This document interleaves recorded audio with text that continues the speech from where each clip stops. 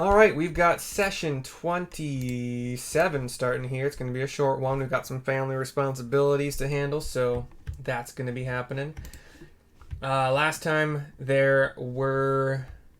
Oh, that's part of my notes. Okay. Last time the final preparations were made with Ballistae. I'm going to go with Ballistae. Pointing in various directions. You ended up putting some kind of a foot above so that they wouldn't hit the Ballistae in front of them.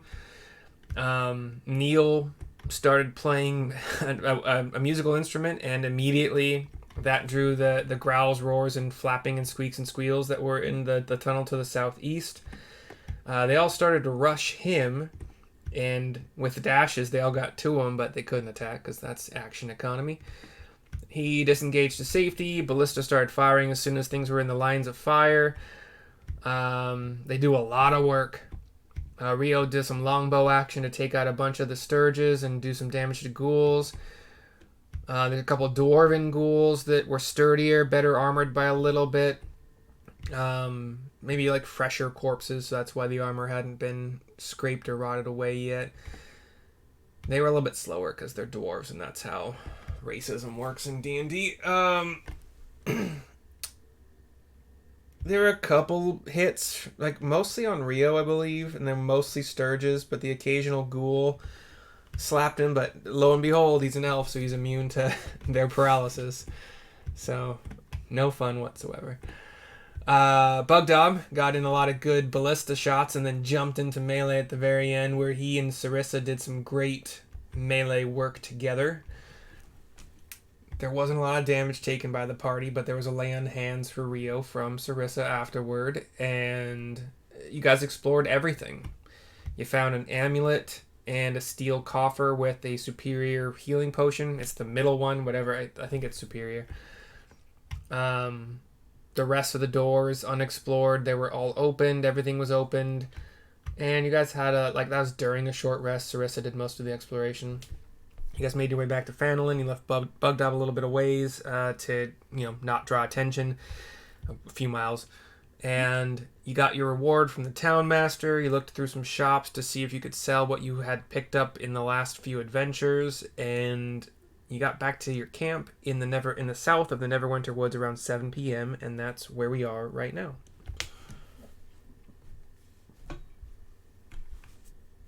We're at camp? You are at, as far as I know, you guys are at your Neverwinter camp. Okay. Not your Neverwinter Woods camp. Yeah, the ones you're building. Cool. I see that you put a lot of prices and stuff in the Sunday group chat. Yes. I did some research after our session last week, and I just needed the time to not be pressured into coming up with quick prices. Yeah. So how do we reconcile that then? Well, all of that stuff that's in that Sunday chat those are the prices you would have received with talking to people in Fandolin. So that's knowledge that you guys have. You don't know how much it would sell for in Neverwinter, if it would be more or the same. You kind of got some... Go ahead, sorry. Where's the chat at? Sunday chat and Discord. Sunday group. It's a big text message from me. I might have to back out because I can't see any. What the hell? Okay, go on. Sorry. So that's kind of where we're at. It's would you guys have sold some of those items at Neverwinter so we can reconcile that as if you did that before coming to camp, or at Vandelver, yeah, some of those things are probably Do you see it, Shannon? Yes, I finally found it. I refreshed for whatever reason, man. You can be pretty... Go ahead, sorry. Yeah, no, it's okay. I was just gonna say that there's the possibility that we could get more for some of the stuff in Neverwinter, but we also could get these prices right now in Vandelver to get rid of stuff. So it doesn't look overly worth our. I mean, it seems like they're fairly. It's 40 miles from camp to Neverwinter, so you'd probably be staying the night. and it's like I can pop up just show you the size of it really quickly on No, I'm just looking at the prices. So these are the Yeah. prices we can get in where we are, right? We don't Vendelver, have, yeah. yeah, we don't have to go to Neverwinter. And what's the price difference? So the 5-pound steel coffer we can get 50 gold. But like, how much more could we get? We don't know. In Neverwinter. Like, I tried to put as much info there as possible, including like things you might have gleaned from the people you talked to about this would be Yeah. more you'd fetch a better price for this item in particular or that item, but some of them have the price listed in the book, so I'm going off Yeah. of that for some of them. well, and like, yeah, if it's gonna be a whole extra day and we're only gonna get like, let's say, an extra 30 gold, meh. By the time you're all done, said and done, it's like, what did you accomplish? I guess it depends on, like, you guys are saving up money for Bugdob's armor last I heard, so it's Yeah, up to you. right. I don't if I don't have to learn a shit ton about Neverwinter, I'm okay with that. But either way I'm happy. So whatever you guys want to do. What do you think, John and Neil? Or sorry, Rio and Neil? Like, these Rio- prices are not that bad. Rio would think the extra hassle of schlepping to Neverwinter is worth it if we can protect Bugdob better. We don't True. have an urgent need for gold for anything else, and Rangers are especially self-sufficient and aren't as greed-driven as some other classes. So I'd be inclined to take it to Neverwinter for the better price to get Bugdob taken care of better. That's True. my characterization. Okay. How about you, Neil? Yeah, that's fine. We can get some more money that way, and you know, we have to go that way anyway. We have to go get your sword, Teresa. Oh, yes. And we can sell the dwarven smith tools right here in Fandolin because it's an excellent price. So I think we already said we were going to sell them to the smith in Fandolin. Yeah. The blacksmith. Sure. Yeah. So we could dump the dwarven smith tools. We're not going to haul all of that to Neverwinter. So let's see. I wasn't sure I'd be able to resell it here, but you can. Might take it to Neverwinter's attempt to resell. Yeah, to try to summarize a little bit better, just the points that I want to hit for sure here. The top one is that the townmaster in Fandolin caught word of that whole locked box that can only be opened with the ring. He would be interested in what kind of price you guys would want for it.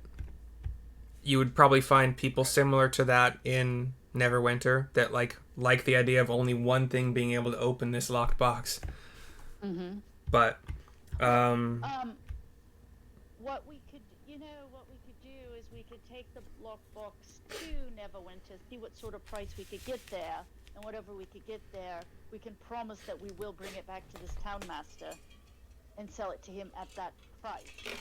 Or number two, if he's trustworthy, I was going to say we could go into Neverwinter, tell them about the item, sight and scene, see how much they'll pay us, and then simply charge the townmaster that price. Less things to schlep. Or we could just pull the number out of our ass. The other things I was gonna say was that the Dreadhelm might get a better price in Neverwinter, and you get the idea that they're probably gonna try to take it there to sell it for a profit anyway. The amulet. The same for that amulet, I would guess. Well, the amulet. What they're gonna give us, and then... Yeah, well, the amulet. He's really only that dwarf from the Lion Coster would be interested in it, but he can't afford a lot. So You Yeah. might be able to find some other dwarves in Neverwinter who are better off, Yeah. and blah blah blah. The Blue So- Crystal Mermaid. I'm not. Can I finish really quick? Sorry. The Blue Crystal Mermaid. Materials are 75 gold, but you might find somebody who's a collector that might, whatever.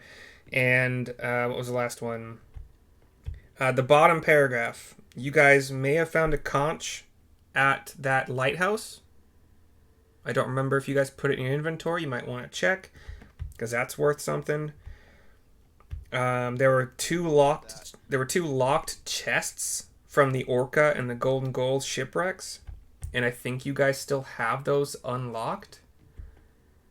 And the chest that Bugdob is carrying around, I think, was one of the ones you were able to unlock, which is like his new chest. That's where the wooden chest came from. And that's it. Now I'm done.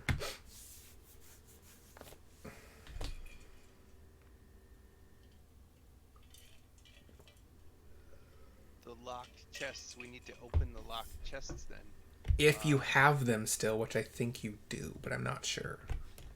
I haven't checked your Orca and inventories. Golden Gull. Are those were the names of the ships that were sunk? Yep. So, like, if I told you to put it in your inventory, I would have said locked chest from Orca or locked chest from Golden. Yeah, so I knew what you're. Yeah. Let me check. Because none of you have thieves' tools proficiency, as far as I Bug- know. Bugdob's chest. I do. Oh. Bugdob's is not from one of those wrecks. Bugdob's was just a wooden chest we found in the mines or whatever, the axe home. No, because there wasn't a wooden chest in Axholm. Okay, I will go back minute and time. I will go through that stream and I will give you a timestamp, because there was an entire conversation how Neil took it and flung it down, and then the only thing that broke was like this tiny little sliver came out, and then we used magic to fix it. And since it was just a plain wood chest and stuff, because originally we threw it off because we were going to burn it, because Neil just felt like being slightly destructive. And then when only a tiny sliver, because remember, we're like, what should you do with this? You're like, reciprocate and burn it. So then when it got thrown off and a sliver came out, then we used magic or whatever to fix it, and then we decided to give it to Bugdob. We did not schlep the two locked chests from the shipwrecks all the way out to Axholm. But we did give Bugdob that just boring wood chest while we were at Axholm. Like, oh, we can just give this to him, and he could put his stuff in it, because we felt bad because he was sitting back with the kitties. But I don't think we've opened either. Well, I know for a fact that those two locked ones we got from the shipwrecks, though, I don't think we've ever been able to get those open, have we? I don't remember you guys trying, but I don't know. I don't remember Yeah. that we tried. I don't think so either. I think we just kind of stashed them and just were like we were going to deal with them, and then kind of forgot about them. For reference, when you bumped us up to 6th level, Mm-hmm. I took a level of rogue. Okay. 6th level. Yeah. Oh. After Axholm. What? I haven't bought these tools yet, but that seems to be an excellent thing to do in Neverwinter. Yeah. I mean, since you hit 6 after Axholm, you could have theoretically just done it in Phandalin too, if you want to. Oh, okay. Just spend the money from Then I your. will do that. Yeah. We leveled up. Yep. Yeah. When was this? I told you Yeah. last stream. Oh, I totally missed it. It's okay. Yeah, I didn't hear it. So we should have been playing at 6? No, just from now. You guys finished Axholm, and that's what you hit 6 with. Oh, yeah. I didn't ever remember hearing that. Yeah. My bad. idea. Okay, now I Guess I gotta gotta do figure that. out what I gotta change. Luckily, I don't think there's any like new spells at 6, so it shouldn't be. And I think mine are like at 4 and 8 or something. Class spells. Oh. Yeah, I don't think I have to change anything.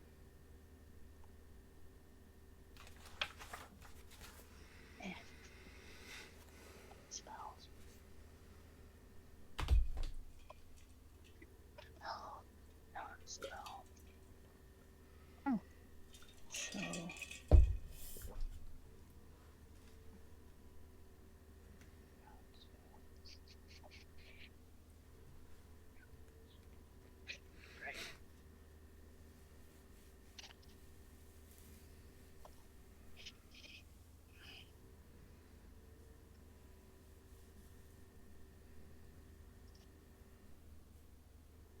So Rio can potentially pick the locks as a rogue? As long as you guys did actually take them with you, so I thought you did, but I didn't take a note specifically about it. So if it's in your inventories, then yes. Oh man, I'm just gonna have to think about what extra spell I'm gonna learn later. It's too much pressure to think of it on the spot. Right? Yeah, same. I don't want to even deal with it because I'll pick them. No rush.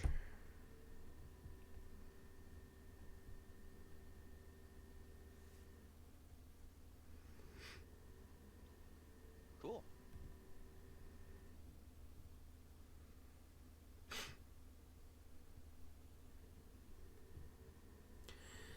Bum, bum, bum, bum, bum, bum, bum.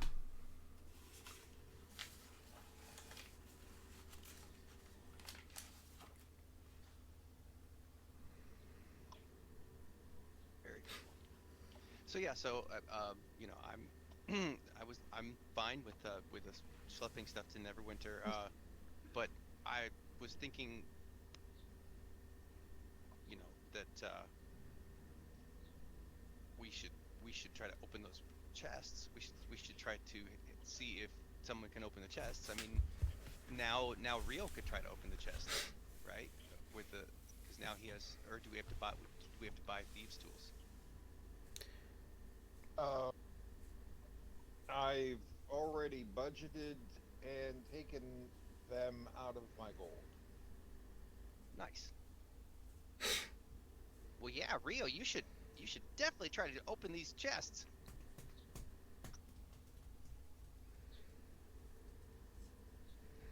And somebody found them in their inventory, right? I'm for taking all our other stuff to Neverwinter to sell. I don't have them in my inventory. The chests, the lock chests, I don't have them. I'm looking. Let me see.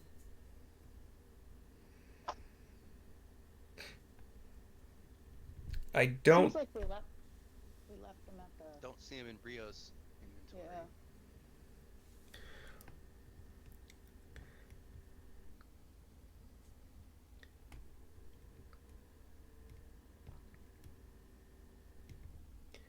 Let's see.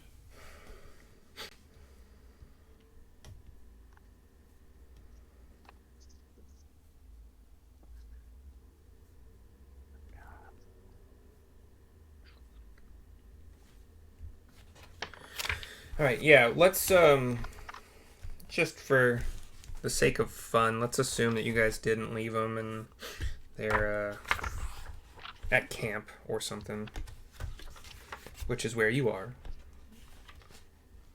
Okay.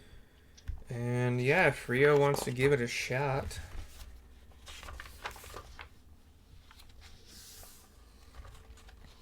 Let's do the one from the Orca first.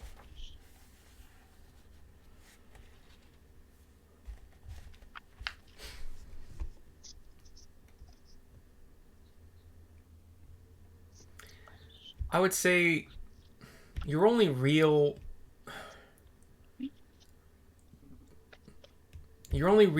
issue here would be if you roll a 1. I think that's the only chance that like your thieves tools would break. Otherwise, you have plenty of time. You're not under duress. You're not trying to open the locked door during combat, you know. So you're gonna get it eventually. But just give me your lock picking. You gained proficiency when you took that level in Rogue, right? Okay. I saw you say yes, although your mic was muted. Cool, yeah. Yeah. I have a note here from November 12th. It says I've on the bone list of the wreck and brought a safe word is pineapple, 2 times locked chests. And then I wrote down, blah blah blah. So I made a note of it. So we must have grabbed them and brought them with us. And the conch too. Yeah. We still have that, and I don't. And and I think they said that was worth. Let's see. I think it says here 125 gold pieces for the conch if we sell. But I didn't make a note. I don't think we sold it, did we? So my note That's a says, pretty nice conch. yeah, conch worth 125 gold in Phandalin, or blank in Neverwinter. Yeah, it says or more in larger town, Neverwinter. I didn't write down the chests, but yeah, I'm more than happy to say you guys got them just for fun. Yeah, right here, 2 times locked chests from Ivan the Boneless. So we'll have to schlep those along, I guess. Well, the chests you can open here in your camp. So. Yeah. All right, we'll let Rio go for it, Rio. Can y'all hear me, by the way? Yeah, now. Now it can. Okay. I went back in and redid that in Discord. Now, first time doing anything roguish. First time using these tools. So that's dex saving throw? It would, well... But then I'd have proficiency as well. I was going to say, to be on the safe side... Make it a plus 10, wouldn't it? To be on the safe side, it is a d20 plus your dex plus your proficiency. I don't know if your saving throw has anything else added to it, like expertise, so I don't want to risk that being... Not yet. Okay. Right, so plus 4 plus 4... No, sorry, plus 3 proficiency bonus, plus 4 dexterity bonus, so it's a plus 7. It's basically, yeah, it's equivalent to your save, to your dex save. It's yeah, plus 7, I think. Right? Because it's, well, my dex save is a plus 7. Right. Yeah, so you could click that plus button and it's the equivalent. No, well, or am I doubling that?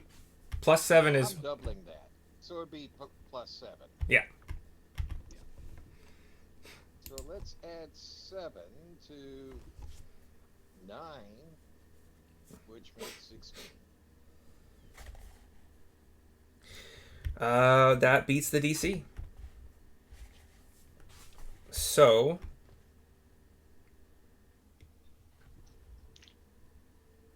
inside of that chest, you find a wand and a leather-bound book. And that's... Oh, sorry. Hush that. Oh, you're creating your own? No.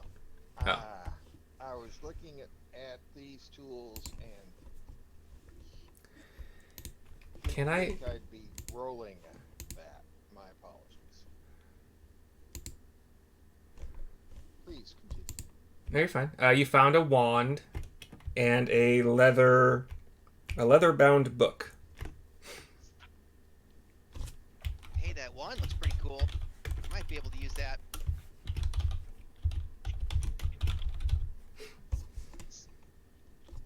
And what's written in the book? Which language? When you open the book, you find, I'm going to say, something that you can read, probably in common, because it doesn't really tell me one way or another. And you find one page. Let's see. It's a book of spells. Sadly, no wizards, but you got a book of spells here. One, it depicts the spell Blur. Another page is the spell Charm Person. Another is Comprehend Languages. And then another is Hold Person. Another is Mage Armor, Sleep, and Spider Climb, last of all. And these are written in a language I can read? Yeah. It doesn't say, so I'm just going to rule that yes. Okay, written in common. Yeah. Well, we could probably sell that in Neverwinter.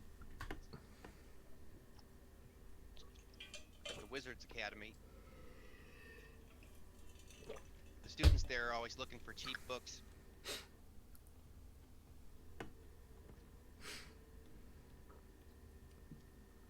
Roll an Arcana check for me, Neil, please. I don't have that page yet. 10. With a 10, your assumption is as good as you think it is. Now the wand, I'd like to know more about. Can I investigate the wand and see if I can figure out what it does?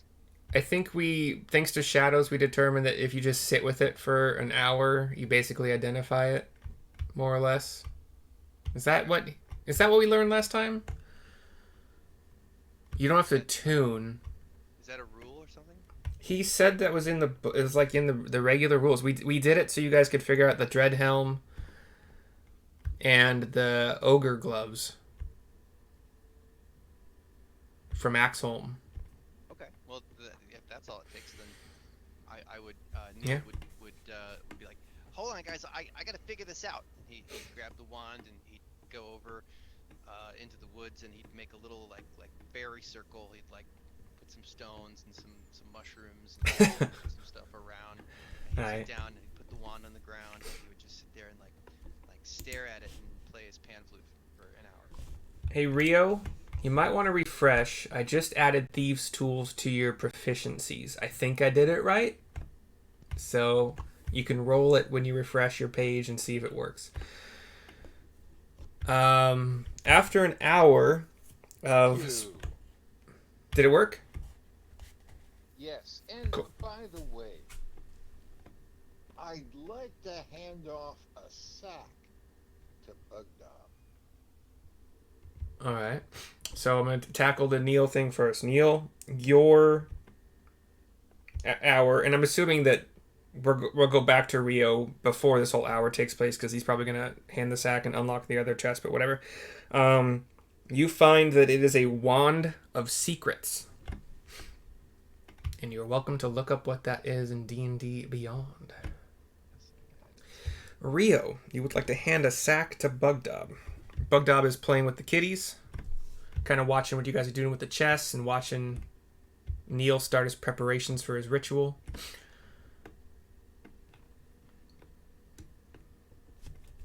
Said sack has a miner's pick, For Bugdob? shovel, Ooh.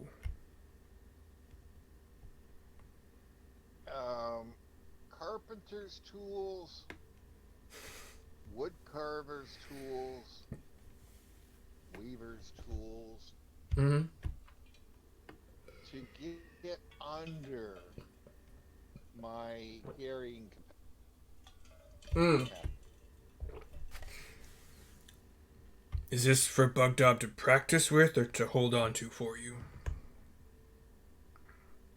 You may practice with them if you wish.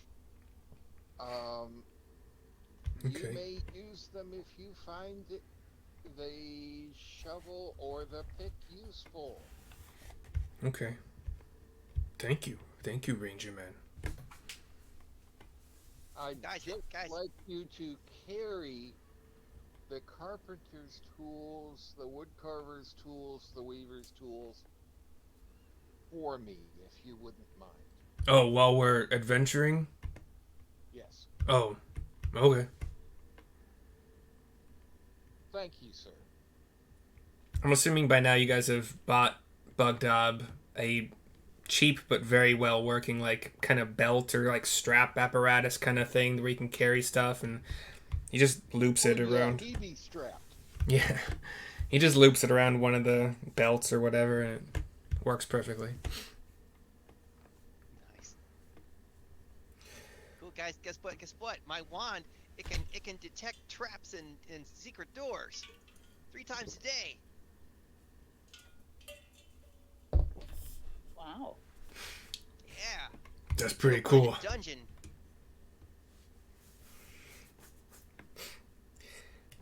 Would you like to unlock the other one? Yes. And I believe this one was the golden gull. Is that what it? No, seer. Wait.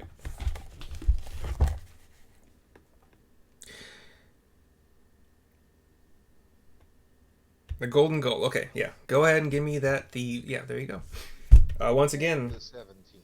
that beats the DC of 15. Inside here, you find 120 electrum pieces and a black silk pouch that if you fondle the pouch, you feel balls inside of the pouch. If you know what I mean. 4. Sorry, what? We found one of these before. Do you guys have electrum in your inventory right now, any of you? Yeah. I have Well- 22 electrum left that I haven't spent on something else. Have any of you... Okay, what are your electrum totals right now? 40. Fuck.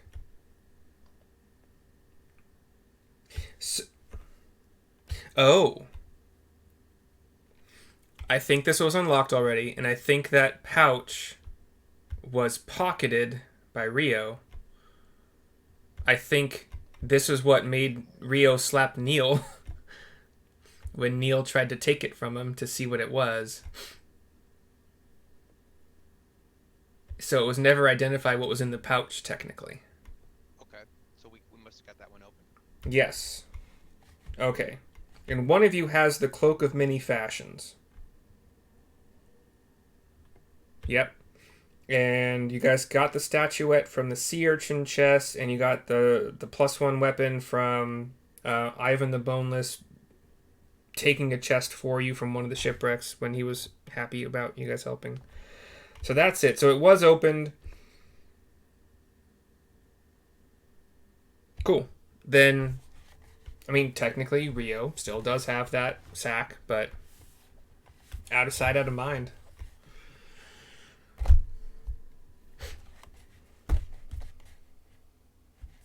Cool. All right, then those are done. One more thing. Yes. I have 2 water skins.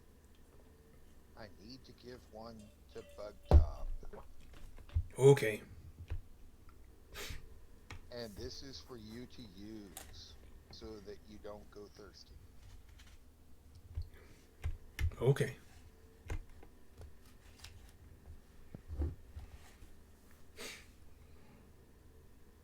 So Okay, all so of then yeah. we agreed to take the stuff that the other stuff to Neverwinter to sell instead of selling any of that in Andover. I was just, can we resolve that for once and for all? Did we Yeah. decide what to do with that? That's a discussion for y'all to have. I mean, we can go through it and sell some stuff and not sell stuff, or we could just say, let's just all take it to them. We should sell the dwarf tools here because we're probably not going to get a better price. Okay. Because the amount we're being offered is substantially above. Well, So it's I don't being think 25 for 20. It says 25 gold each. What do we have? Two tools? Is that what we got? 3. We have 3 of them. We have 3. Okay. Yeah. So if it's already being like from the dwarf, I guess, or that smith just being offered so much more than they're worth, I don't think we're gonna find better in Neverwinter. If anything, they might not be worth as much because there's gonna be some more trade, and so maybe they're not as rare there, and so not gonna give us premium. Does that make sense? Yeah. Then let's take everything else to Neverwinter and let's go ahead and cash out the 3 dwarven tools to the lion coster. Yeah. Or So the blacksmith. okay. Find 'em. So adding 25 gold. Yeah, we each add 25 gold and Yeah. get rid Let of me those. cross these off the list. And what's our objective for Bugdob's armor again? Let's see. I think it was plate times 2. To get him? We we want to get him. Let's see, it should be up here. Wasn't it plate times 2? Right, plate times 2. Where is it? Damn it. Not seeing it. The helm was going to be part of that. You guys got... Well, the helm is part of the plate, but you guys got a shield for him from Axholm.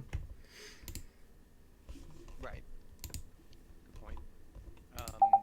So it was really just the two plate plus the cost to make it.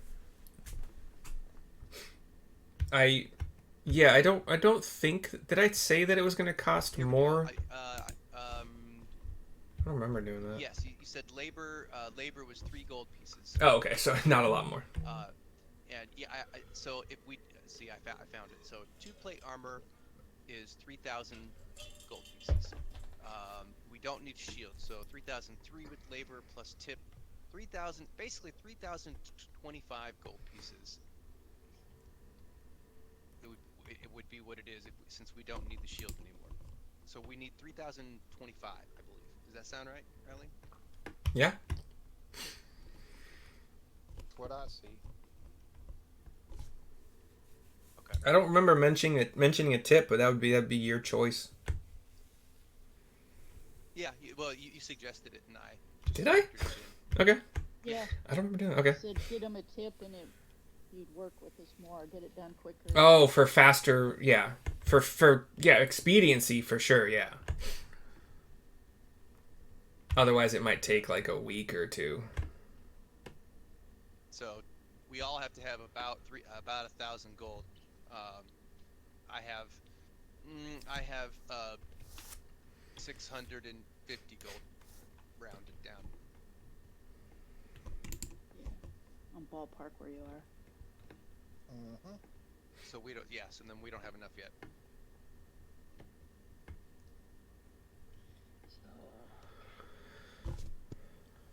So I got rid of the smith tools on the list. They're sold. Awesome.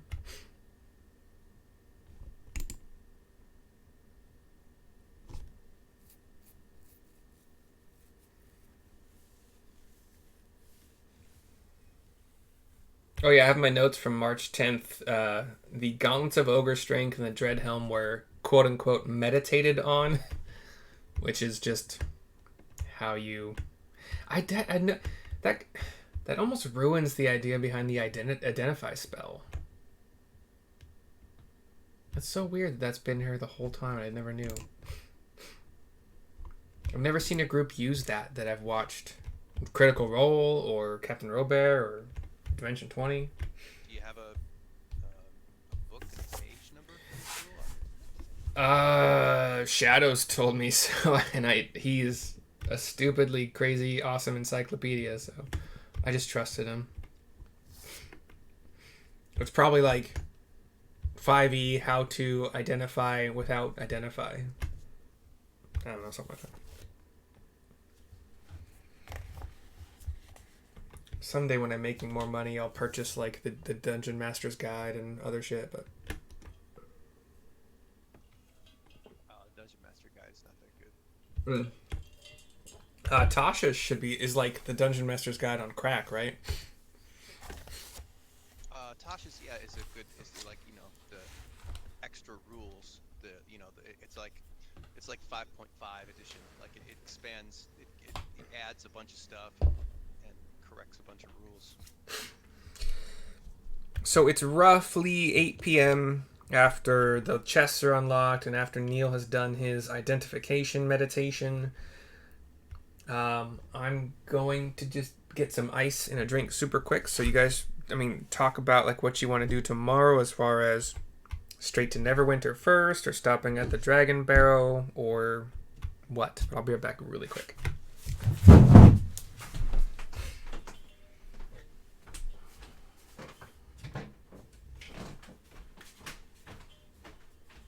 Well, we might as well go get your sword on the way. Yes. We'll stop there and... Well, if we each have approximately 6, 12, 18, We need to come up with $1,200 more minimum to get Bugdobs, and we still need to have money to survive on too. So Right. So if we go to Neverwinter and sell stuff, and also stop at the Dragon Barrow, maybe there'll be more treasure there aside from this Dragon Slayer sword that we want to get. Maybe there's more treasure there. yeah, the and what the Dragon Barrow? What was there again? Like, was it just a? It's a burial mound where Okay. a famous hero who slew a dragon, where he was buried, and he's supposedly buried there at this burial mound with his Dragon Slayer sword. So we need to go dig up the dead and Whoa, go. whoa, whoa, whoa, whoa. Okay. All right, Neil. As a paladin, um, we can discuss this on the way. I'm not outright saying no, but my god, which is the best god and the only god, might have a problem with me digging up the dead, unless we need to figure out which god he prays to, and then maybe he's just one of the heathen masses, and it'll be fine. Oh, Yeah. yeah. So to you, it depends upon who this guy's worshipped. Well, What yeah, what if he was a pagan? What if he didn't worship anybody? yeah. So I need to think about it. Don't for a pagans moment. worship gods? Or yeah, Many that- gods. yeah, They have a pantheon. yeah, yeah. What if he was an atheist? He was just a Right? fighter. Yes. I don't know how comfortable I am with soiling, or messing Well, it's with the dead. yeah. We'll discuss it on the way. I think we should check it out. We can look and see what's there. Maybe he'll just bust out of the ground and just hand it to you and be like, Sarissa, you are the best paladin ever. Here, take my dragon sword. That's funny. What was he, just a knight? I'm not sure.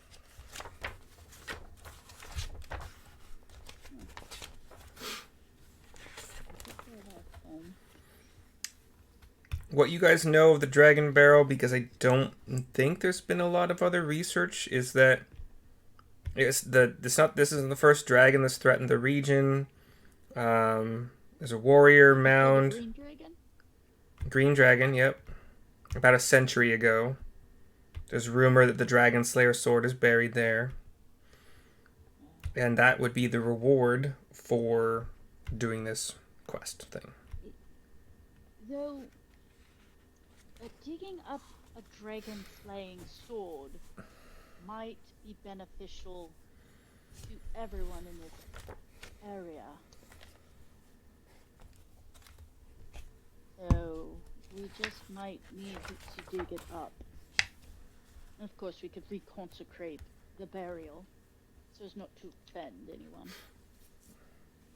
Yeah. We don't have to. Yeah, we can be as careful and respectful as we can.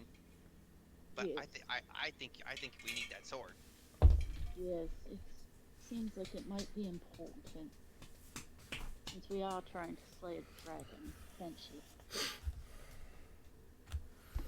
Ooh, right.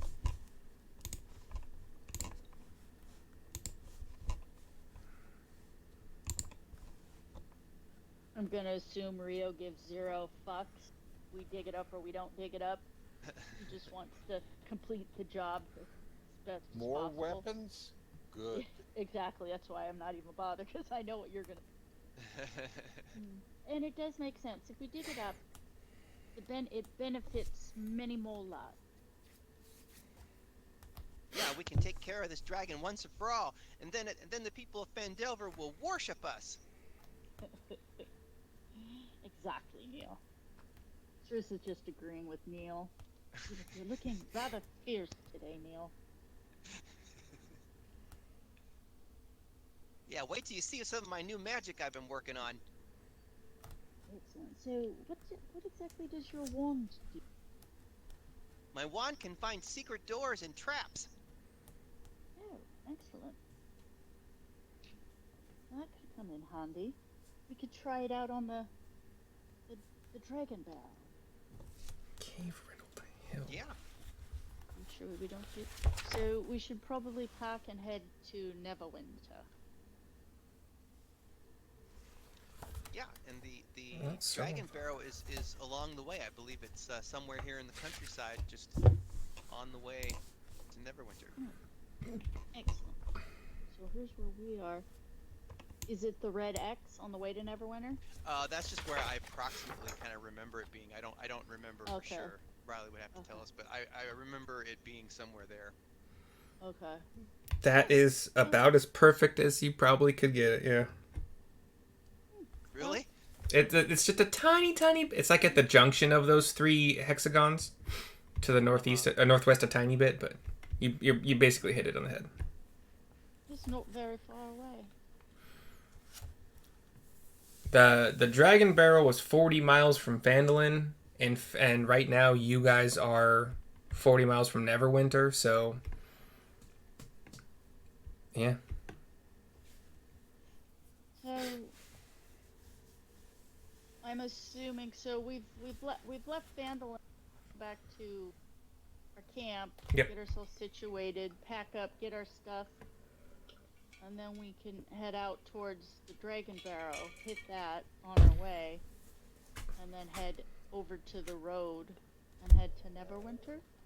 Yeah. Are we Unless taking you- Bugdob? yeah. Are we taking Bugdob with us? No, I don't think. I don't think Bugdob can go to Neverwinter. No, I don't think it would be a very good idea. We can leave him here with the kitties. He could continue building the cabin. Yeah. Bugdob, is that okay? Could you stay here and keep building the cabin for us while we go take care of this sword and do some more shopping? Yeah, big. Well, Bugdob okay with that, but Bugdob could also come to Dragon Thingy place and help if can, and then come back to camp. But whatever you want. That's true, but Yeah. that's true. Bugdob, I think Bugdob wants to come with us. I'm Yes, Bugdob, are you comfortable that you can make it back here from the Dragon Barrow? Assuming we head off to Neverwinter, you can take our spoil from the Dragon Barrow, anything we want to keep, and bring it back here. can do schmandu. Bugdob just made that up. Yeah. Okay, awesome. It's still not as good as Bugdob and Weave. It's true. So we should pack then, and then we don't even need to take the road. We can just cut along the edge of the forest and come up on the backside of the Dragon Barrow. Heyo.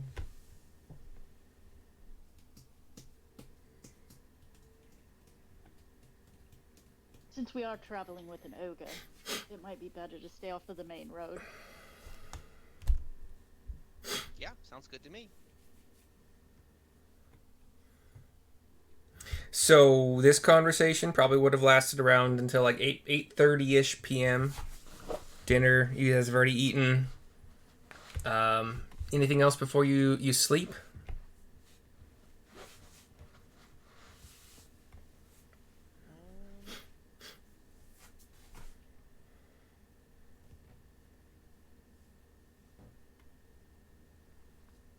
No, not that I can think of. All right. Are you setting up a watch?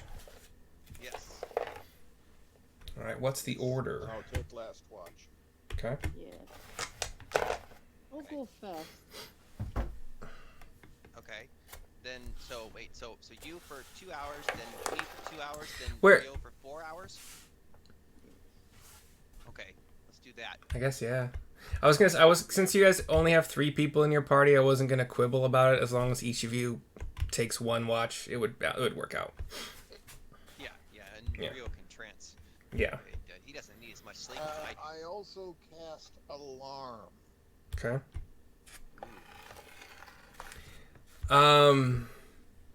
How what's the area of alarm? I'm checking. And would you only be kind of casting it around your fire, your sleeping bags, tents, whatever, or around the structure you guys are trying to build as well? 8 hours, 20-foot cube.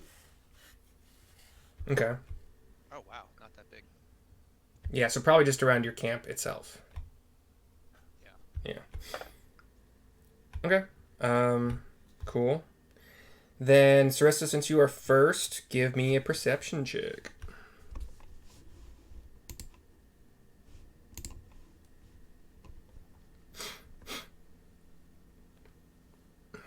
11.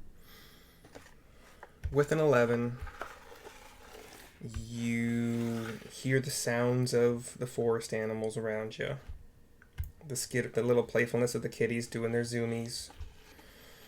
'Cause cats. But nothing seems to be approaching camp. It seems like a pretty uneventful watch.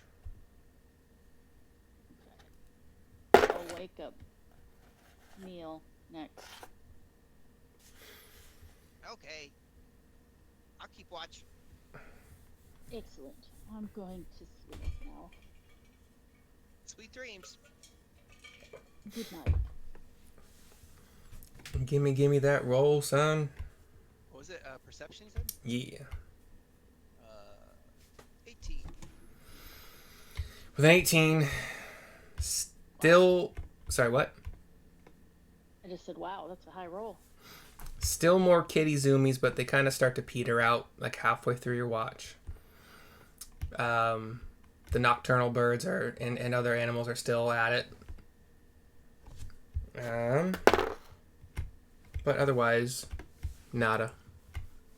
Uneventful. Okay, good. Then I'll go wake up Rio and go to bed.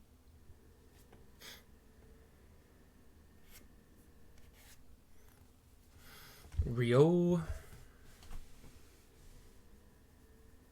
Perception check. 22. You hear the very atoms themselves that kitties are, you can hear the engine purring of the kitties sleeping on Bugdob, the whole as kitties tend to do sometimes, and nothing really else happens. And by the end of your watch, the sunlight starts to peek from over the nearby hills through the trees just a little bit. And that's it.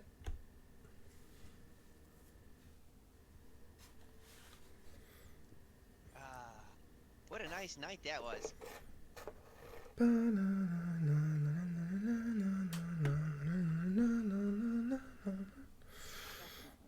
I was looking at that spell book and it put me right to sleep. It's so boring. Are we going to try to sell it in Neverwinter? Yeah, and then maybe I'll try to find some sheet music too, some new sheet music, so I can learn a couple new tunes. Excellent. They probably have sheet music in Neverwinter. Oh, I guess so. But yeah, we'll make a lot of money there. You do well. Rio, do you feel like making a yummy breakfast if we help you? Oh yeah. Okay. That's one of the things about Last Watch. That's Helps true. I me guess. with breakfast prep. Breckies. Good idea. I can go find some herbs in the woods. Some special herbs maybe under a log or something. Maybe I'll find a way to get back to the Feywild. Why don't Do you you go? need any mushrooms or any fresh herbs? Yes, and I'll discreetly check recheck them after you bring them in. I'll go zoom over and find some Deadly ammonitis. barely edible like green like herby things that I pluck off of some bushes in the ground and bring them back and be like, now we probably have to dry them first. Give me a nature check first, Neil. I think this tastes good in soup. Oh my. Holy shit. This stuff should be great at soup. Let's. Chris is looking at Rio going, doing the nope, won't do it. Let's get a nature check from Mr. Well, what do you have proficiency in survival, Neil? I do have a half proficiency. Okay, so if you were to add that, it'd still be like a 4 or 3. Right. Okay, making sure. Because I guess nature, survival. So Rio, same choice that I didn't give to Neil, nature or survival, to see if his herbs are on the up and up.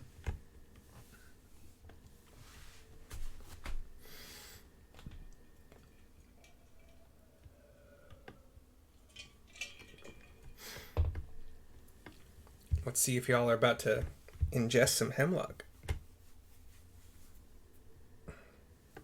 TPK from... See? These look like great herbs.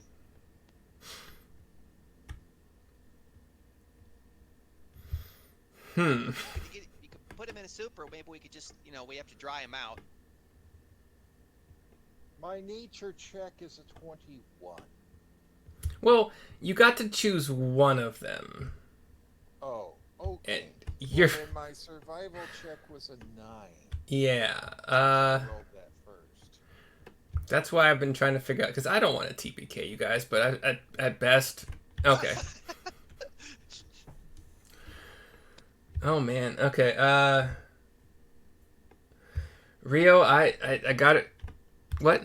I feel we're intelligent enough that we would know not just agree with Neil, thank you so much, and then just chuck it. It's just, Well, that's what the checks are for. Herbs. That's D&D for you. Rio, do you have anything in your background, anything rangery that tells you, like, straight up you know what herbs and shit are good and what are poison? Anything? Well, as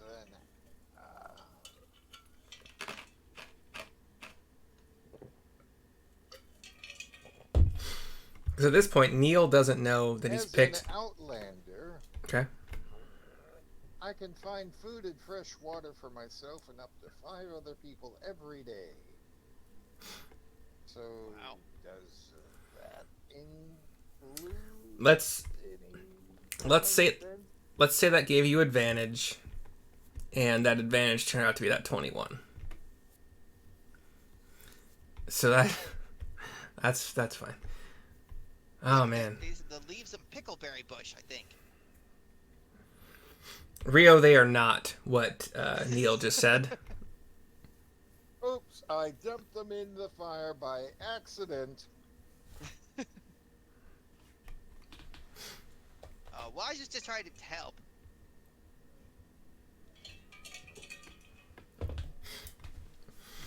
So, breakfast seems to be underway and or already served. Once again, we'll say wake up time was dawn, 6:30, 7, whatever.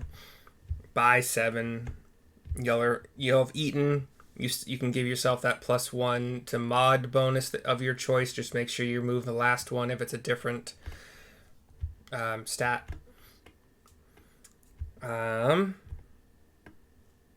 Anything that you need to let the DM know in regards to things you're leaving behind in camp, or... I'm assuming everything is pretty standard, but I don't know. So just making sure. Yeah, I mean, I don't know. Like, if we leave stuff here, anything important here could get stolen. So. Is the Wand of Secrets? Do you have to be attuned to it? No. Okay, I didn't think so, but I didn't check. Cool. Then, unless there are morning conversations before you get underway,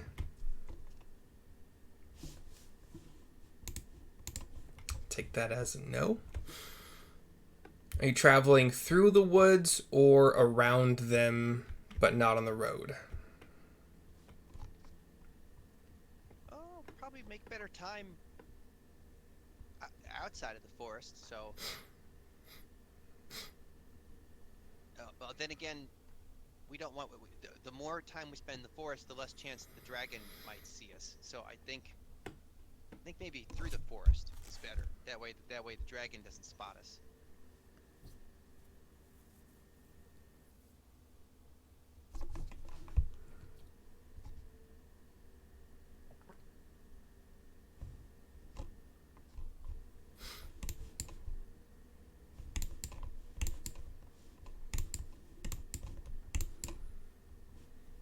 Sounds good.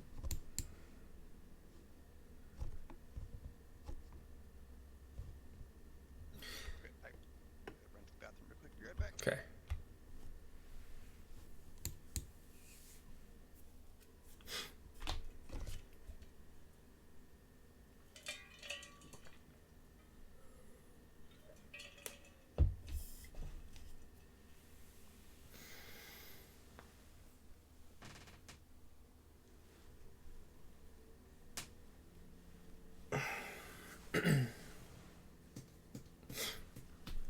So it seems like we have a consensus while he's out, so we can get things a little bit going here.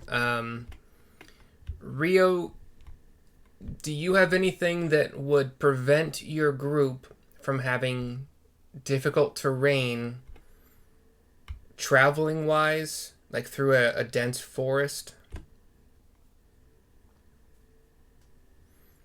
It would have to say so specifically on your character sheet somewhere.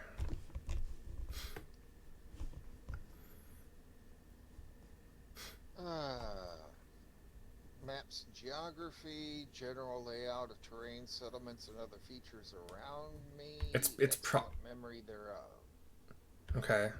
There's no passive that says you disregard. You allow your group to disregard difficult terrain in certain conditions.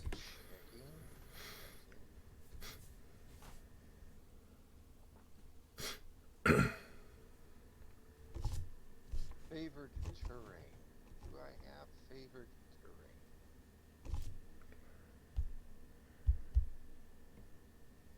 Ranger. Manage character. 12 miles. Time.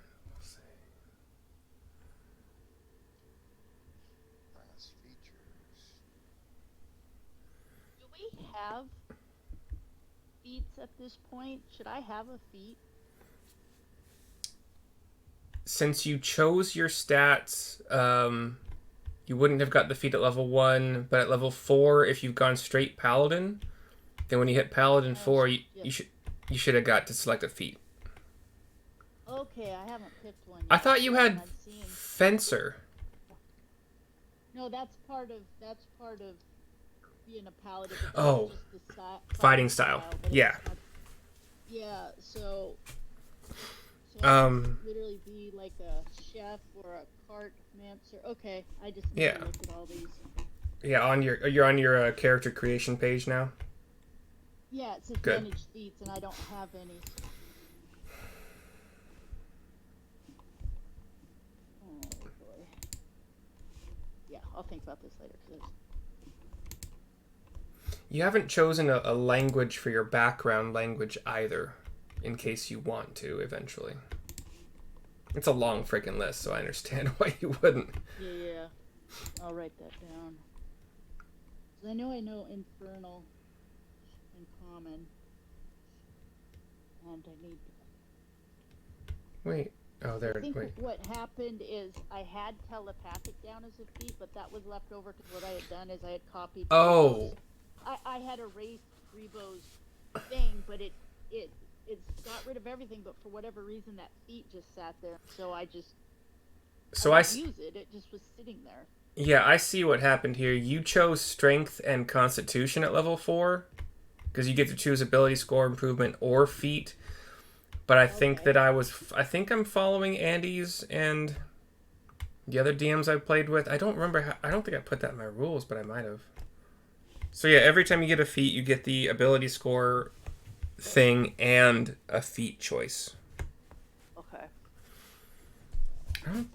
Did I put that? I did sacrifice Natural Explorer for something else.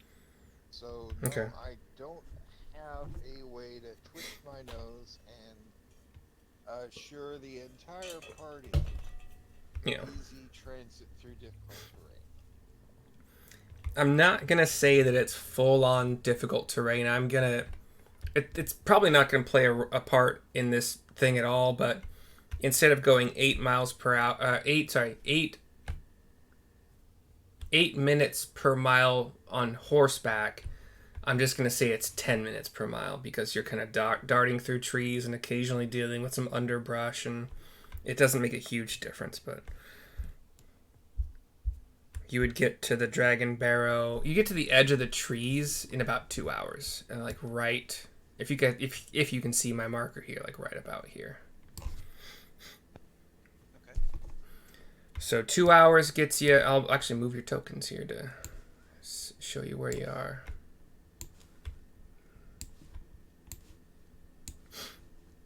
And Bugdob's with you. Kitty's in his Bjorn behind. I think he set him up behind a shield. I think that's what we determined. I'd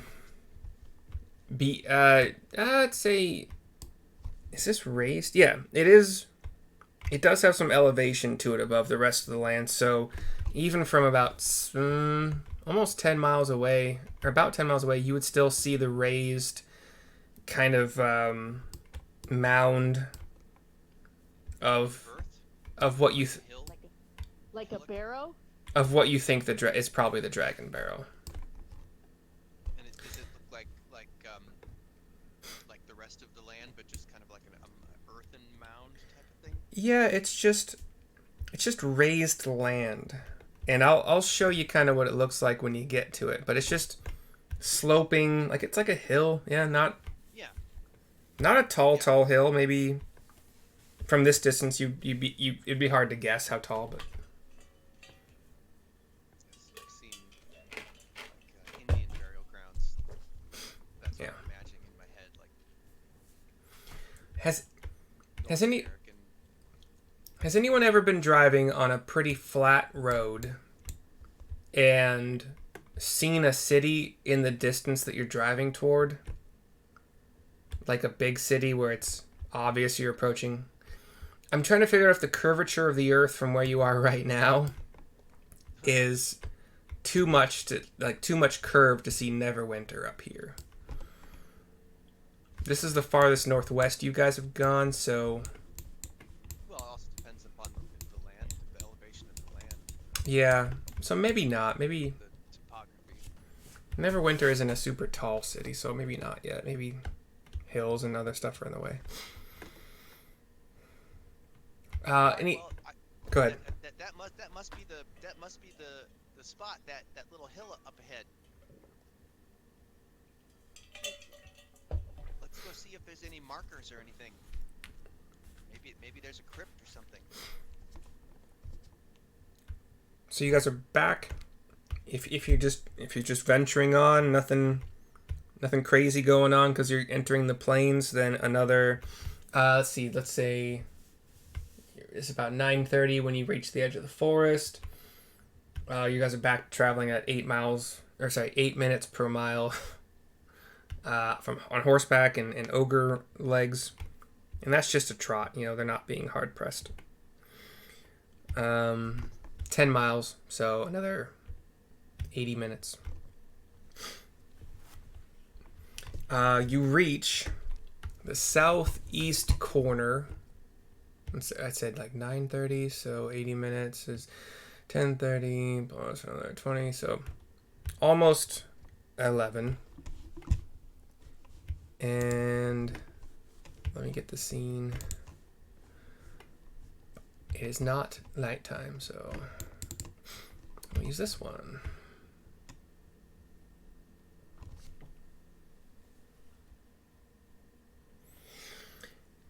As this is about kind of what you see. You guys are over in the southeast-ish corner here. As you're approaching it, you see this hill sloping up and up and up and up. As you are approaching, and let's put your tokens on here just to... There's Sarissa, Rio, Neol, Bugdob. As you're approaching from one of the nearby hills, so like just imagine you're kind of walking between hills, and it's there's a little bit of hilliness here and there, but from behind a hill, you hear the approaching the sound of hooves coming toward you, and you see what looks like from not a long distance, but you do see a creature that has the bottom side of a horse, and you kind of see the top torso kind of thing of what looks like a human approaching you.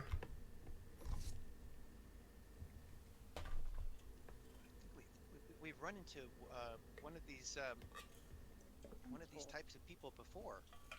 Yes. Over at the shrine. What are these people? These are the deer people?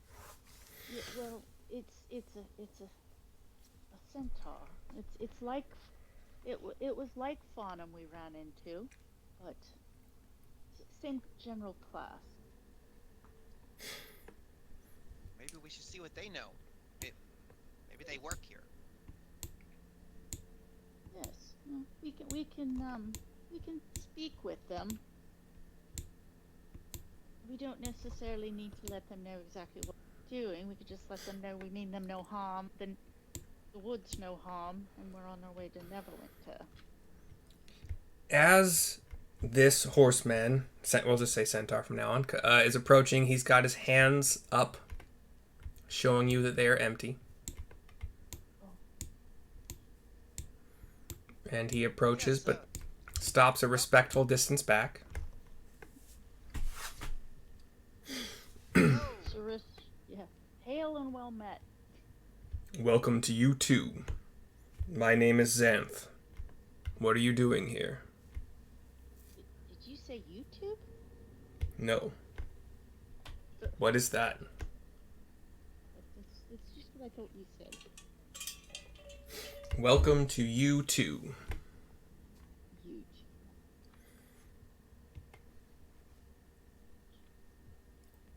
We're cutting through the forest on our way to Neverwinter. And you happened upon this place? Yes, we were recently at Axholm and just liberated it from Banshee and some ghouls, so the townsfolk have somewhere to go if the dragon attack. We're taking some of the items we have to Neverwinter to sell, so we might our compatriot some armor, so he's protected when we try to fight the dragon. I do not know what this Axholm is, but I have noticed a dragon flying around, and it is your goal to eventually defeat it? Yes. Okay. Are you planning on entering underneath this hill? We were told there is a sword here from a warrior that slew a green dragon a century ago. Would like to inquire about where we might find that sword to help us with our quest, ridding the land of the dragon. You're talking of the sword of Lady Tanamir Alagondar. Tell me about her. She was a royal scion of Neverwinter, as you said, more than a century ago. She and 2 parties of adventurers killed the green dragon Azdraka. The dragon had terrorized the high road for a long time. Unfortunately, the heroine, Lady Elagondar, died in the battle, and is said to have been laid to rest in this barrow, near where the dragon fell. There were She killed the dragon, and the dragon killed her too? She died in the process, yes, from what I know. Oh, not good. Her fallen compatriots and the corpse of Azdraka were also sealed in this barrow with her, in accordance with her wishes as she lay dying.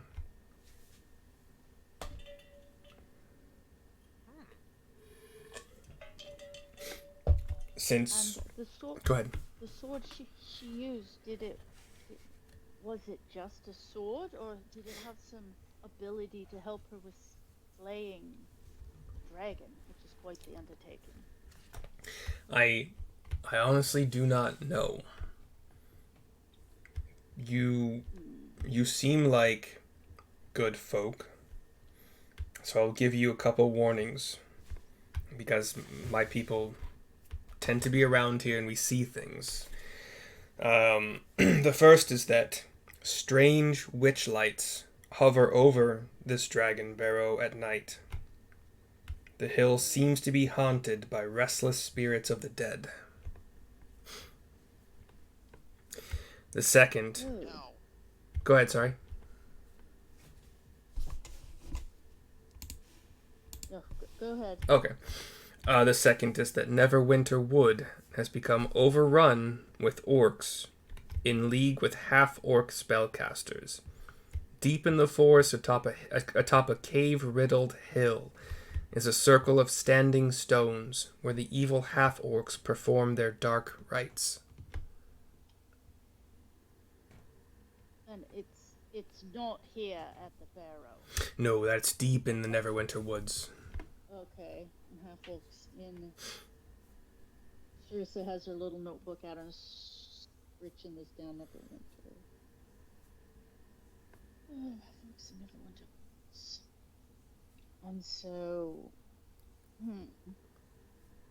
well, perhaps I myself am a paladin, so perhaps we could help put the spirits to rest. These restless spirits here at the barrow. It seems like something that we could look into to put the souls to rest. I am sure their souls would be appreciative of that. Yes. So witch lights at night over the barrow, and any hooting or hollering at night, or just ghostly shapes, or just a general creepy feeling. Also, from what I have told you guys so far from previous days of this, you would kind of recognize what he was talking about deep in the Neverwinter Woods as the Circle of Thunder, which is about 7-ish miles north of the Woodland Manse, which was another quest you guys have that you could theoretically take on.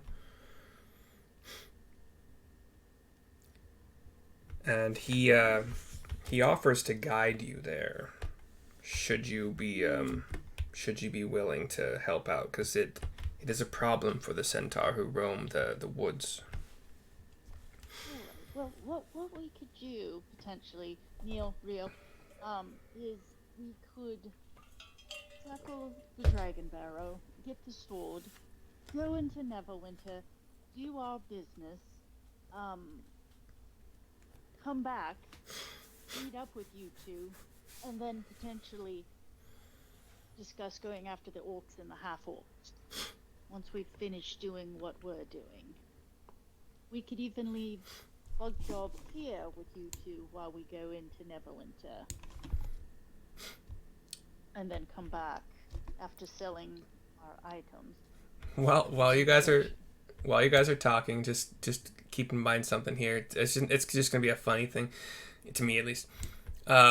He kind of gets closer to Bugdob, who's kind of like looking at him, kind of side-eyed, like what's going on, and then he kind of circles him and kind of looks to you guys. Is this ogre your friend? Is he with you?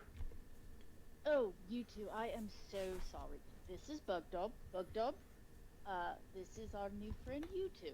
Xanth. Nice to meet you. Xanth. Xanth, are you two? What? Or, because you said something about you two. The area is you two? He said, so... Go ahead, Neil. Y-O-U-T-O-O. Want you too. It's part of a sentence. Okay, I was like, what the fuck is that? Neil said, like, welcome, and Xanth said, welcome to you too. Also, like, that's what that was. Oh, I thought that's what he named that area. I was like, yeah. So Xanth, say hello to Bugdob. Bugdob, this is our newest friend, Xanth. Bugdob holds out a fist, and Xanth looks at it for a second before giving a little smile and pounding. And he looks over to Neil super quick too and says, I don't see many of your kind around here either. Yes, no, I really probably shouldn't be here, but I'm gonna follow Sarissa around till she kills this dragon, and then I'm gonna write the greatest song about Sarissa killing the dragon, and then I'm gonna go back to the Feywild. Do you know how I can get back to the Feywild? Are there Fey crossings in Neverwinter Woods that you could show me? Would you like to make a deal for that? Well, I mean, yeah, definitely. If you could show me where they were, I would be in your debt. It's not a large debt. Our people like music, and we don't get a lot of visitors who have new performances. We love to dance. So, if you would share with us your dragon slaying song when it is prepared, we will lead you to where we know where has existed before, and we're pretty sure it still exists. A way into the Feywild. Oh, yes, for sure. Very much so. I'd be happy to play at your dance. We have a deal. And Go, Neil. he gives you guys a it actually kind of looks like a little conch shell, actually. Not nearly as ornate as the one you guys were carrying and thinking of selling, but this, when you are ready and to help us with this orc menace in the forest, this is a one-time use. You talk into it, and it will come to my ears, and I will be able to respond one time, and then it will be something of a beacon that myself and my tribe can follow to you. Oh, excellent. And then I'm sorry to interrupt what you guys were talking about. So, that sounds excellent, Neil. We can get you home when we're done with this. How amazing is that? You've got people excited to hear your new song, which is amazing. Yes. Great news. Yes, so we could leave Xanth and Bugdob here. Once we run into town, I think we should take care of the barrow first. Yeah. What we see, fine. And then take it to town, sell it, come back and meet Bugdob and Xanth, and then go from there. Make a plan from there. If that makes sense. Yeah, that sounds good. I assume we have our horses here. We can Yes. just tie everything to the bags to the horses, and then we can schlep the booty in there to sell. Yeah. And then this way, rather than Bugdob going home, Bugdob and the kitties can stay here with Xanth. You know, relax, rest, do what they're going to do, while we head into town. And then we can come back here and meet them and decide, do we want to go tackle the orcs now? Or, you know. Yeah, So, sounds Xanth, good. will more of the centaurs come help us deal with the orcs? Or are you on your own? They have unfortunately devastated the spellcasters, especially a lot of our numbers, of our warriors particularly, but we have some, a handful or less that are willing to fight if the fight seems winnable. And with you, Well, we might actually have a chance. well, Yeah. yes, we can discuss it on our way into town, and then we could meet you back here, or we could set up a meeting in a fortnight or something here, or, you know, 6 of this, half dozen of the other.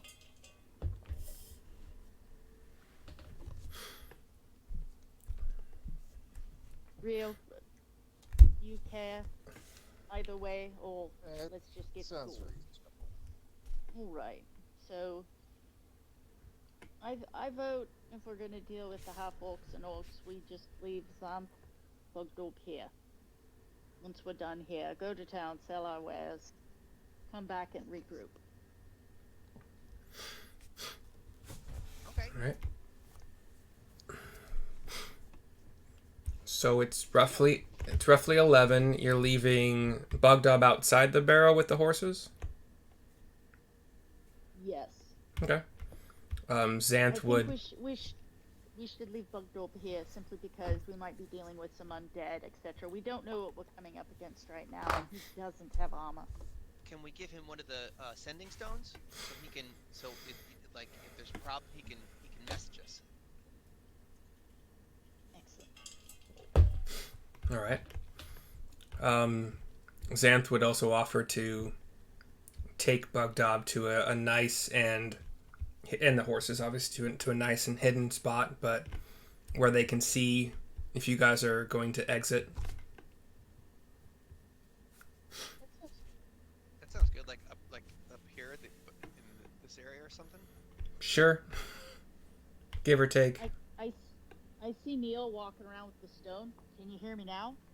Can you hear me now? Can you hear me now? And Bugdob said, yeah. That's one Yeah, use. if those guys can be, if the horses and Bugdob can be safer up there, then let's have Xanth, take him to a safer spot. Definitely. Xanth, are you interested? I don't know. Do you have magic? Do you fight at all? You more of a thinker? Does he? He has a stat block somewhere. Hold on. 'Cause we don't want to get the guy that can get Neil home killed on the Dragon Barrow. Kind of defeats the purpose. He is listed as just your kind of normal old weapon wieldings, yeah. Just like a fighter type. Well, you can leave Xanth with Bugdob. I mean, if it gets too hairy, pull them to us if we die of need. I will go absolutely nowhere near that barrow. All right. Question answered. Yes. If we do need to call our fellow traveler Bugdob, would you be all right watching the kitties and the horse? You said kitties? Yes, Bugdob, show him the kitties. Okay. And he kind I'm of assuming from that point on he doesn't even notice yeah. kitties. His eyes light up. And they yeah. Instant icebreaker. They go off to their hiding spot where they have visibility of the Dragon Barrow while the kitties jump along the back of the centaur, and he's like, oh, this is crazy. you guys do we want to go with them and spend the night watching the Dragon Barrow? Like settle down for the night, make a little fire to eat, and then watch this Dragon Barrow, or do we have a general idea of what witch Well, lights and I mean, haunted things mean? maybe during the day it's not as dangerous. Maybe we should check Oh, it out now during the day. yes. Good point, Neil. Right.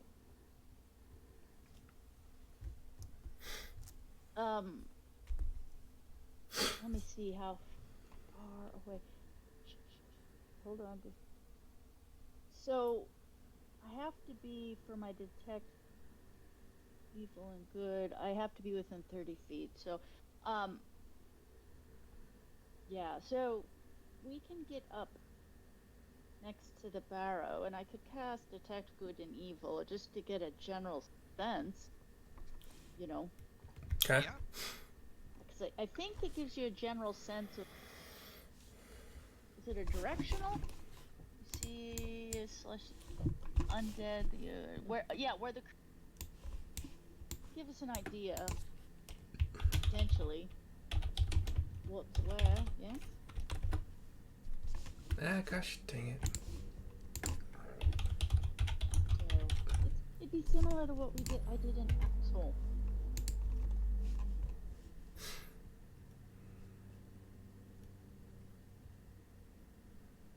Yeah, you were great in Axe Home. Both you guys were so amazing in Axe Home. I was never worried the whole time. I just knew that you guys were in control. You did quite well yourself. And that Adon guy was something else. Oh, we could call a dawn. As we can get up closer, and I would guess that the second we think there's a problem, we might want to call a dawn to come help us. I keep forgetting, he's amazing, because remember what he did in Axel? If we're dealing with undead, well, he did an excellent job controlling them. Yeah. You and he, man, if you guys could kick some ass and Brio could take some names. Yes. So, can we say we eke along the south here, just real slowly picking our way along, not stumbling on any traps, and I vote we have Rio kind of up in front of us, making sure there's no snares or traps, general tomfuckery happening. Yeah. Were you using the spell detect evil and good, or were you using the paladin thingy? Paladin Divine Sense, I think is what she's talking about. Yeah, let me see. Yeah, make sure that's the one where I can. Hold on, I can never find it in my, because I have a spell, but I also have the divine As an action, sense, you can paladin. detect good and evil. Yeah.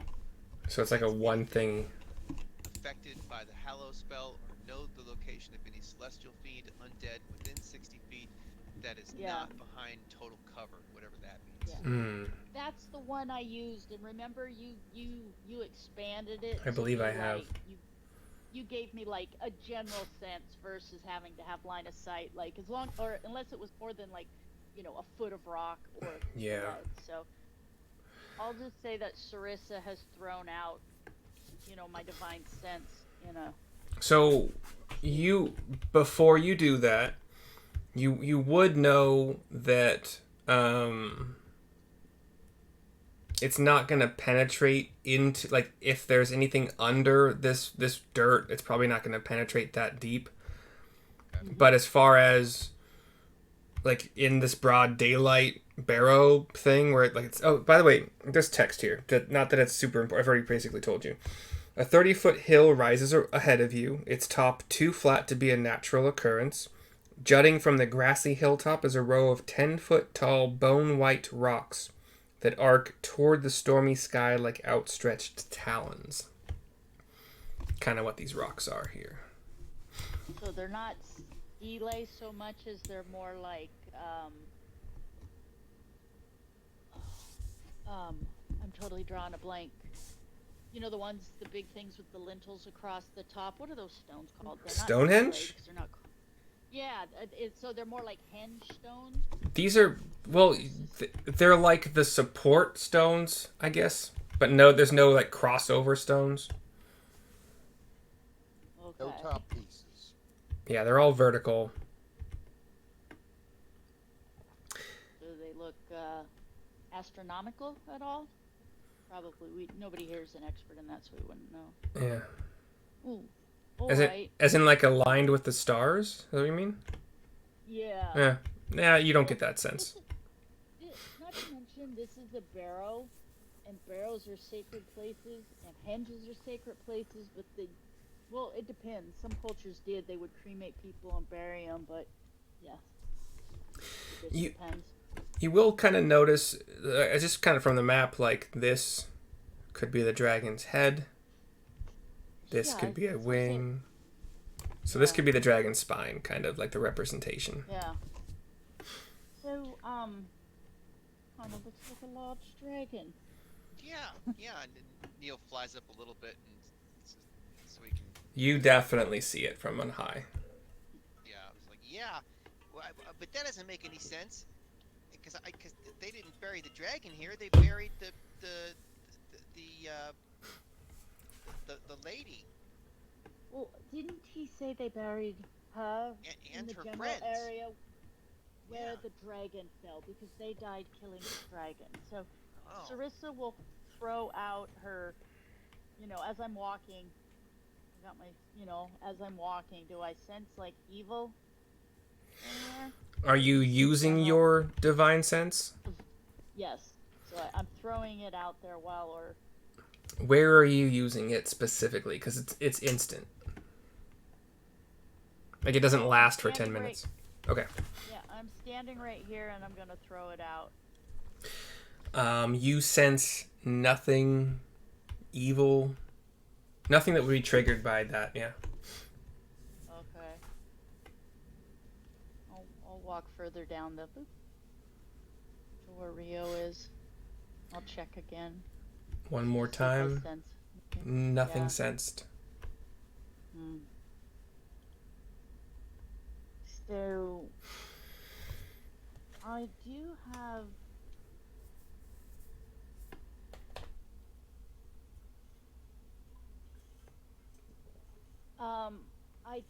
Let's see.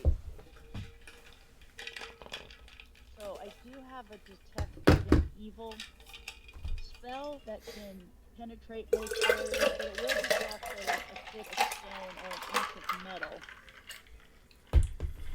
Or 3 feet of dirt. Yeah. So do I have the same general thing for divine sense? So the point is if there's something funky going on, it's a bit deeper than just Yeah. a spell. Yeah. Okay. I'm not sensing anything, but it doesn't mean there's not something here. It just means it's out of my capabilities. So, or we could go to Neverwinter. We could. Here's an idea. We could actually, no, I guess that wouldn't do any good. I was going to say we could head into Neverwinter to offload our goods, do research about witch lights and haunted barrows, so we have a better idea of what we need to do when we come back here.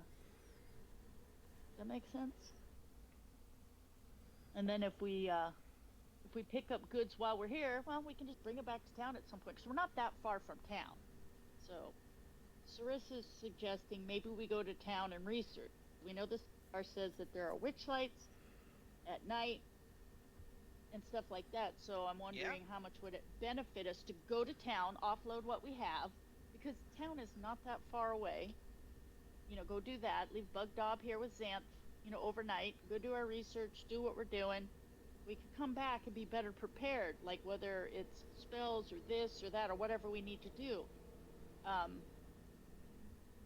mean, if we wanted to see how much we knew between us, we'd just do an Arcana check to see if any of us even know what we're doing. Sorry, what's the particular question? just in general on the best way to deal with when you see witch lights and stuff like that for haunted Oh, places. Like, what's the best plan of attack? Like, do any of us have enough arcana that we would know what to do, or would we be better off, so would that be like an arcana roll to see, I'd like, say DC 18 Arcana or History. Your choice. What you roll. okay, Sarissa will give a shot for history. So 6 plus 3. No, I got a 9. And since you guys seem to be having a conversation about this, anybody else that Yeah. wants to do History or Arcana is welcome to. So Sarissa's checking in to say, okay, Neil, okay, Rio, what do we know?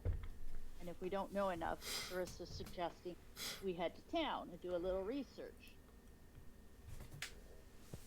Yeah, I'm not sure. Yeah, Not how sure, about you, Rio? I just want to check out these stones. Is there? Can I see if there's any writing on the stones? Yeah, give me an investigation check. Or perception, really. You're just looking for writing existing. 21. As far as I can see, there is no writing on any of them.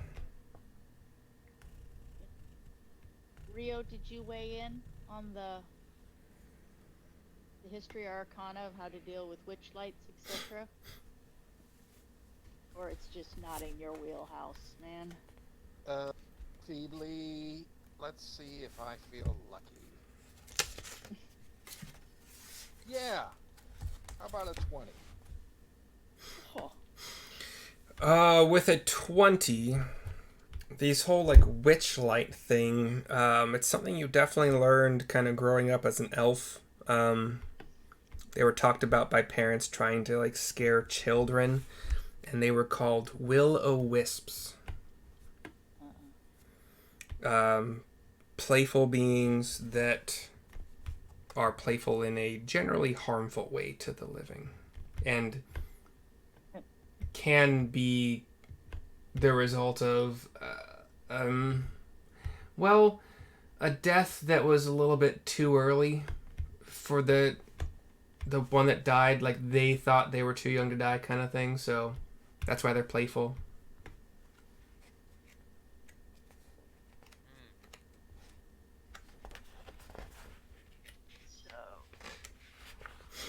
But the thing is like, oh right, so we know what we're dealing with, but do we know how to deal with them, or would we be better off going into Neverwinter?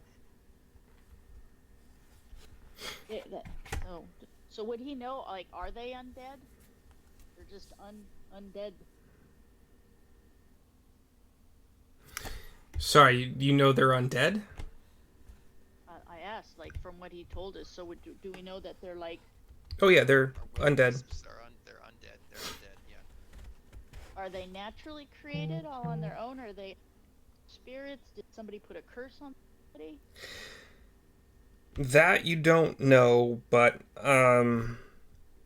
what I made up is that they come into being by some beings that think they have, like, as they're dying, they're like, I'm too young, it's too early. Which is why they're like playfully chaotic evil.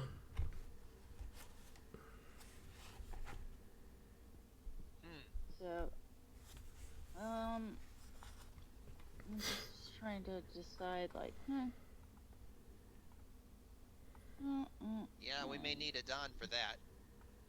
Yes, well, and that's just it. Like, do we need to go to town and study these, or I think we could call it. How often? We can call them once per day, right? 2 times. 2 times? Well, we could call a Don, ask what he knows about will-o-wisps, etc., get our shit organized, go start going up there to dig up the sword, and if he disappears, we could call him again, or I don't know, you know what I mean? Because it seems like this is right up a Don's alley, because they're undead. So, And Sarissa, has a little bit of a edge on the undead, but not like a Dawn. And so, do we think that these are undead spirits of Lady Tanamir's group that died fighting the dragon? It just seems weird that they would turn into unhappy undead when supposedly they came after the dragon to slay it, and I assume if you're attempting to slay a dragon, you assume you could also die, but maybe not everybody was on board. Yeah, Maybe maybe somebody lost the Rochambeau, and here you are. maybe they were tricked into fighting the dragon. They didn't even want to. Right? So, It's a mystery. yeah.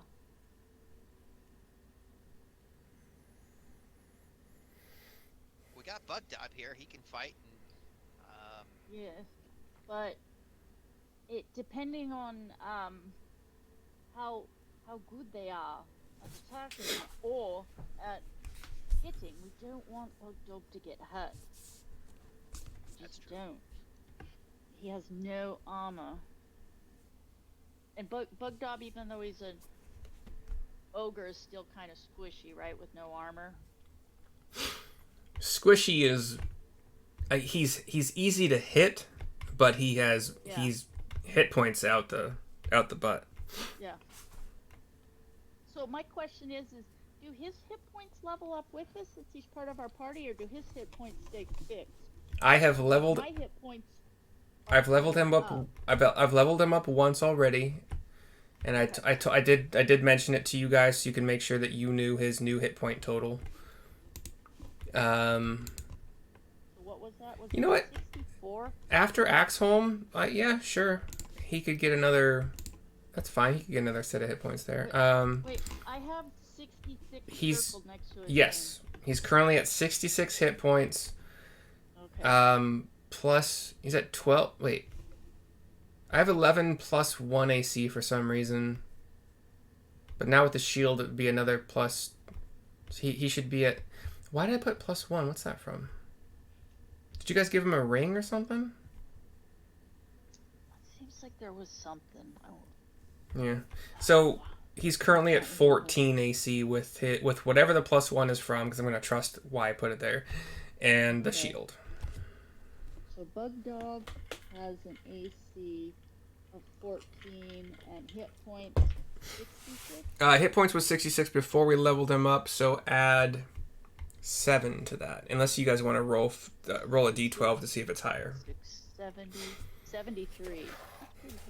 So we could have the Dawn, and we could have Bugdob, and have Bugdob back off if it gets too hairy. But since we are dealing with undead and witchy things, I just don't know how. I mean, I just don't want a friend getting killed.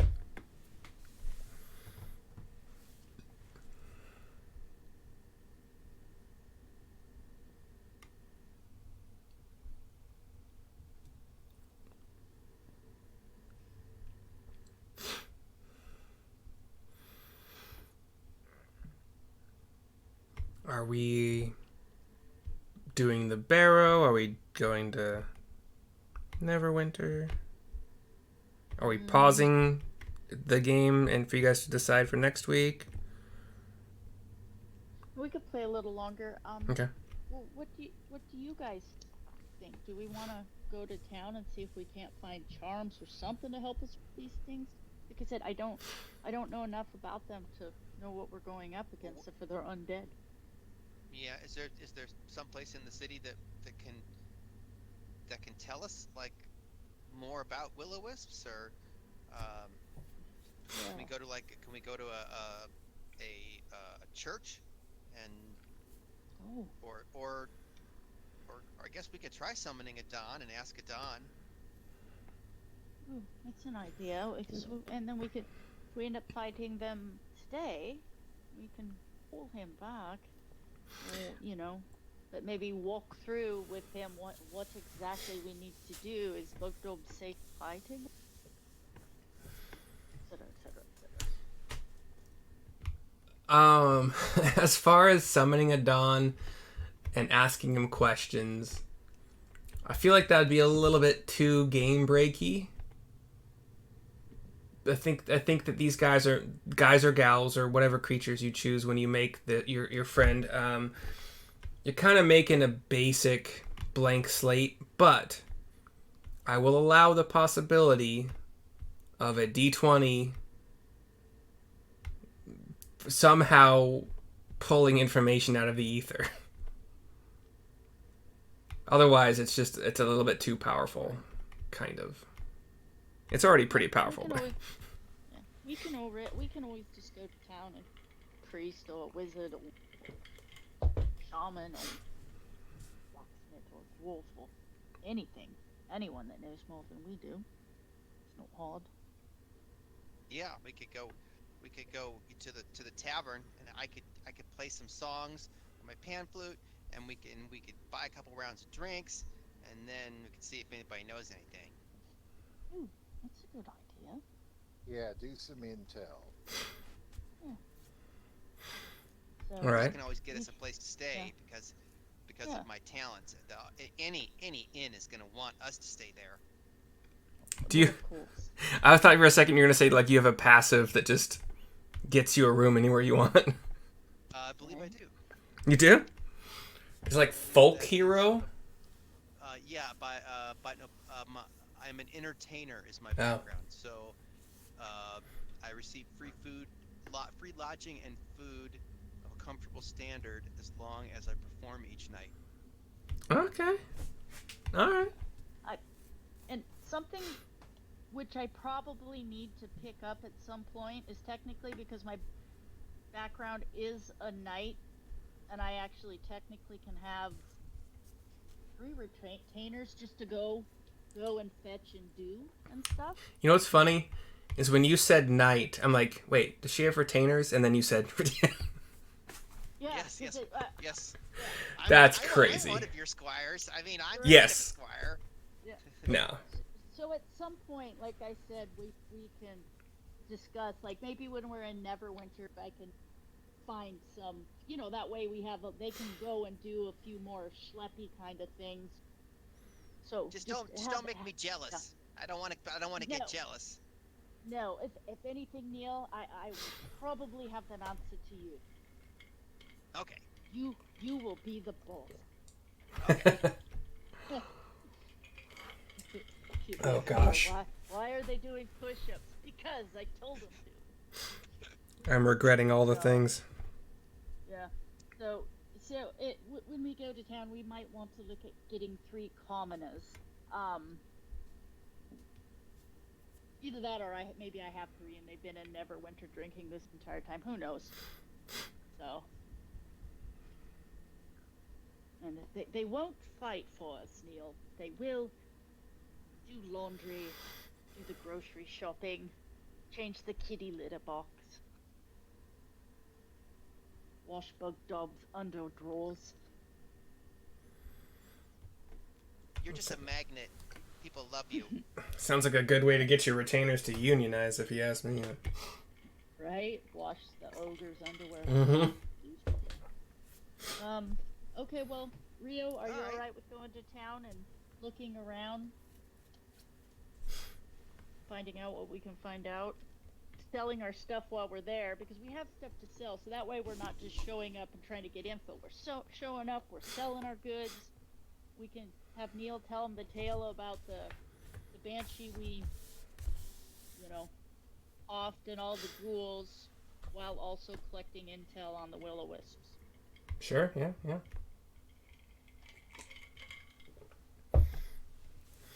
So, you guys are heading to Neverwinter? Yes. Yeah. We're gonna, Okay. And meanwhile, Bugdob's gonna hang out here with Xanth. Okay. I'm assuming, but it's up to you guys, that you would want to... 2 things. Well, the two things could become one thing. Like, are you going to use your sending stone to let Bugdob know the plan, or are you going to find them and get your horses? We'll need to find them and get our horses because our goods are all.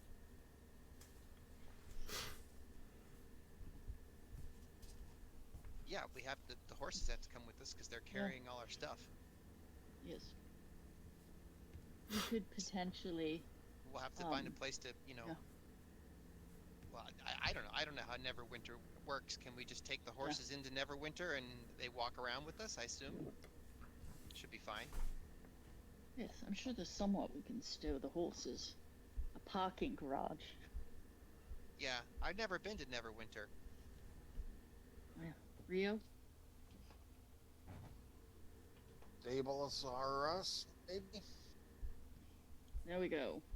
Do we want to bring all 3 horses, or should we try to pack up onto 2 and leave one of the horses here with Centaur, Bugdob, so we can travel lighter?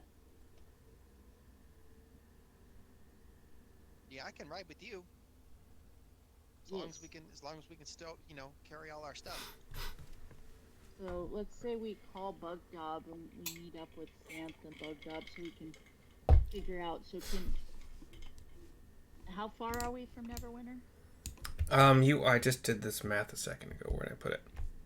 It's like 11 a.m. now. You guys are 25 miles away. Yeah, it's around noon after all this deliberation. Okay.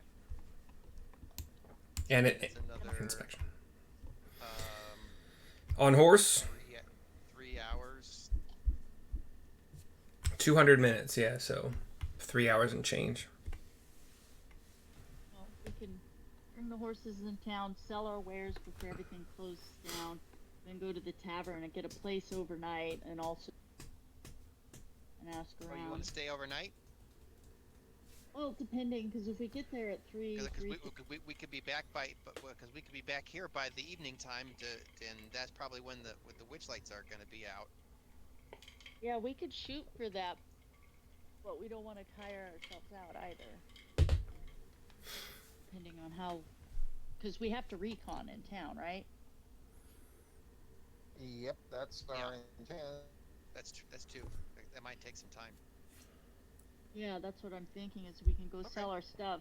And if it's a quick recon, we can come back out here, but I have a feeling you're gonna be playing music and we're buying drinks. It might take a minute. Yeah. And maybe nobody will know anything about Will-O-Wisp. Probably they will. Okay. Well, yeah, we'll make a night of it then. Yeah. We could leave enough stuff so Bugdob and Xanth and the kitties, can have a fire and make some dinner and hang out and, whatever.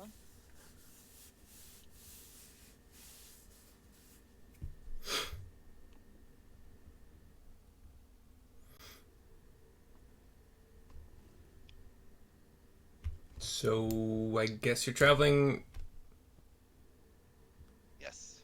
Okay. Heading to Neverwinter. So with 2 horses. Do we want to leave one horse with Bugdob and try to How many horses we have? 3? I didn't think I rode a horse. I thought you had 3 for some reason. Like you had. Yeah. Yeah, Pack one was horse. a pack horse. Yeah. Yeah. Yeah, one was a pack horse. It just depends on whether we need it or not. Well, It's not like we we're might buying anything in Yeah. Neverwinter. We're going to sell and take Yeah. money. Yeah. Well, Take we our can money just back. bring the pack horse with us. I mean, it's 6 of this, half dozen the other. We'll just bring the pack horse. Yeah. Rio's on a horse, fine. you and me on another horse. So you don't want to overburden the horse, and you never know, maybe we'll end up buying something, and it would suck not being able to get the thing because we don't have a horse. Yeah, that's fine. So yeah, we'll bring the Yeah. pack horse. Yeah, and we'll just set up Bugdob and see if Xanth is cool with hanging out with Bugdob, and then leave him a bunch of food and stuff, and tell him our plan that we're going to town to do some research, and We'll be back tomorrow at the latest. Yeah, and stay away from the mound. Yeah. Stay safe.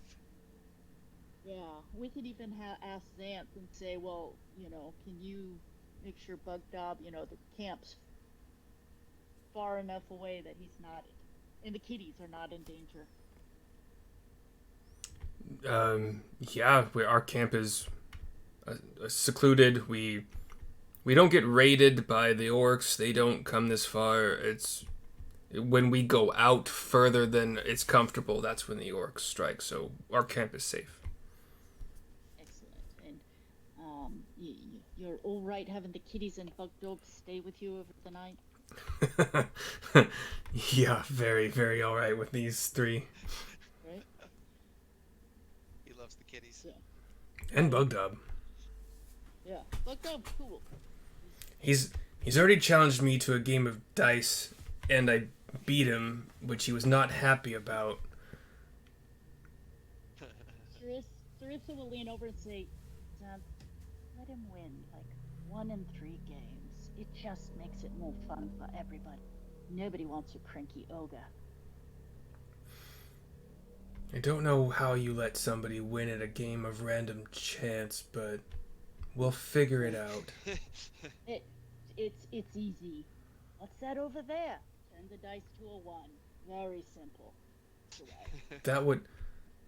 And he thinks back to Bugdob and his intelligence. Oh yeah, that would probably work, yeah. Yes. So just about every 3rd game, and let him know he's doing an excellent job, because he really is a team player. He seems like a good... You guys found the one ogre that we don't want to immediately kill. That was our thoughts exactly. Yeah. Shocking as it was. And we should have plenty of meat to feed him. If not, Yes, we can hunt. Yeah, I was thinking if it's a centaur, they're good hunters. Yeah. So. And I'm assuming Bugdob is just fine with this, with hanging out with his new friends and the kitties? Bugdob has never... Well... because always hang out with ogres, never have much chance to meet other peoples when not actively trying to smush them, so is nice. He's good. Enjoy your evening, Bugdob. We're going to town, going to find out what we can about these will-o-wisps, and at the latest we'll be back tomorrow. In the same way that a child would like ask their mom or dad, like, watch me. Bugdob's like, they taught me to dance a little bit too. Just watch, okay? And he just goes like up and down, like White man's overbite. Not even like left to right at all, just kind of like just up and down. Yeah. It's good. Carissa, excellent. Excellent. In fact, Neil, when we come back, you can write a song just for Bugdob to dance to. Yes, for sure. Excellent.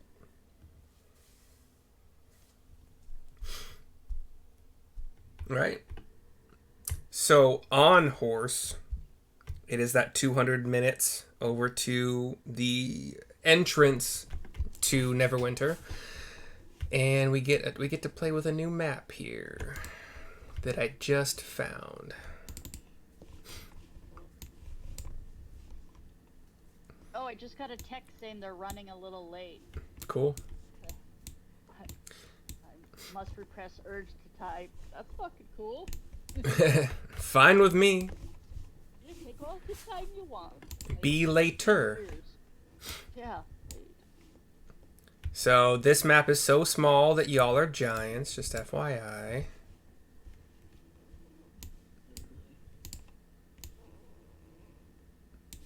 It's Attack on Titan. Yep. I get to be Aaron. I don't know. I've never seen it. I love Attack on Titan. I can't zoom in far enough to make you guys small enough, so this is what we're going to deal with here. That's good. Otherwise, we won't be able to find ourselves a map. Yeah, if you zoom in like as far as you can, you guys are normal size, so if that helps. Yeah. And it's very blurry, so I apologize. I couldn't find anyone that was more, yeah. So y'all approaching the gates, and unless you're going to do anything before you get to the gates.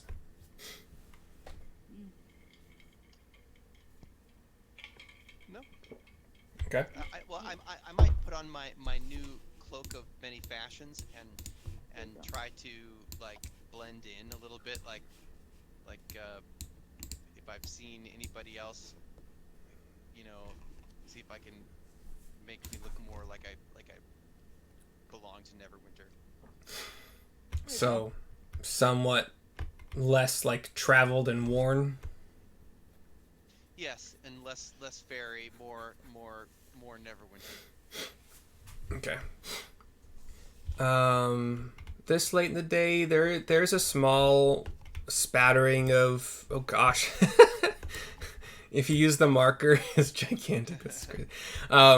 There's a line of people, but it's not a long line. You got like maybe like 4 people ahead of you, and you hear the guards talking to those that are like traveling in this line, trying to get in, and one group is turned away, but you can kind of make out why. They're a little bit on the, like, you get a sense of shadiness from them, but obvious like farmers' carts or people that are just traveling but don't have much on them, like they're kind of getting let in. But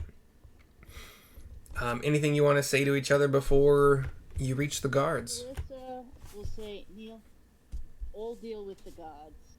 Stand there and look respectable. Rio? Okay, sounds good. Does that sound fair to you, Rio? You won't have to Okay. speak. Okay. So. Yes. All right, you approach your turn, and the guards, put up their hands as they have been with everybody else. And what is your purpose coming in here? Oh, greetings. We have some wares to sell, jobs we've been on. We also need to, I don't suppose you could, number one,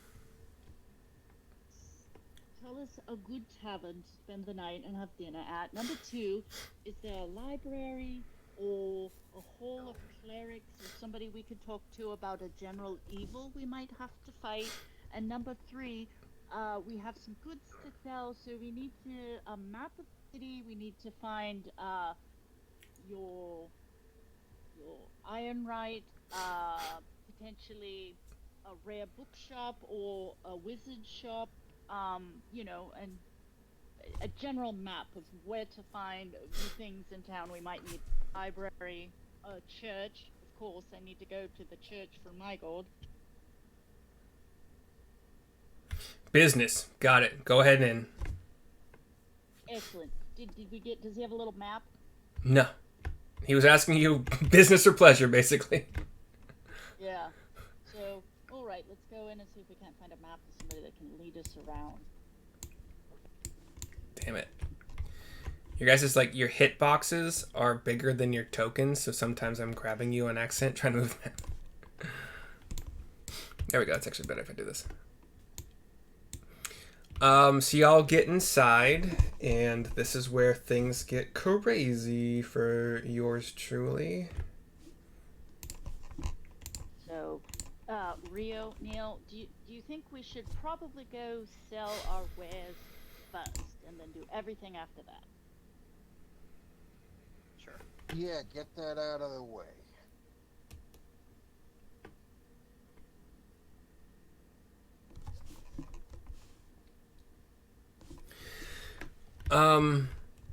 So as you're walking through the streets where you are, you probably see, I guess my research wasn't as good as I was hoping it was.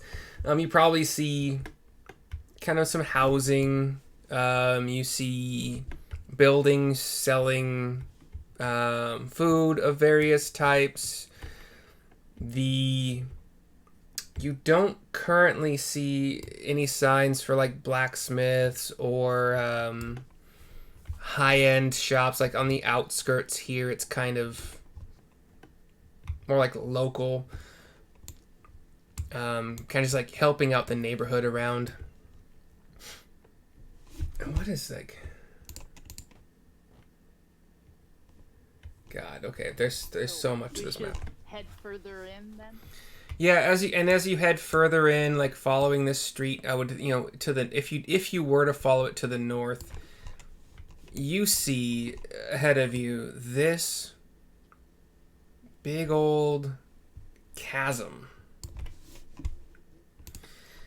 And asking basically anybody about it, because I'm sure you might be a little bit curious what the heck happened in the middle of the city, they would tell you that Mount Hateno in 1451, whatever frickin' year that is compared to what it is now, much of the southeastern quadrant of the city collapsed into a yawning pit known as the chasm that continually spawned horrors, Horrors, not whores. That'd be weird. Neverwinter remained in ruins for decades, but thanks to the Lord Neverember's efforts, the city was repaired to its former glory and the chasm has been sealed by powerful magic. Ooh, horrors as in infernal? Horrors, yes. So like infernal horrors or It doesn't say. abyssal horrors? It doesn't say. I have an aunt that is very, very keen on destruction of all humankind. Great aunt, that is. Still living in the infernal plane. That's good to know. I'm gonna be going now. Oh, I guess we gotta go all the way around this thing. There's no bridges. I think you do, yeah. It didn't say it was filled in. It was just the magics were sealed, so. No more horrors crawling out. No more whores.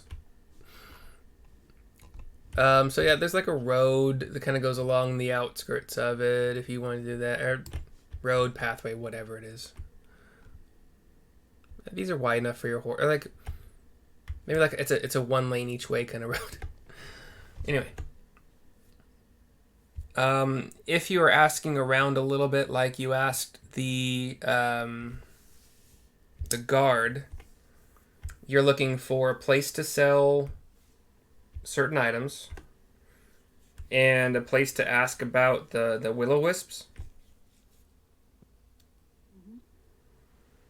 Yeah, like a library or a guild or something like that.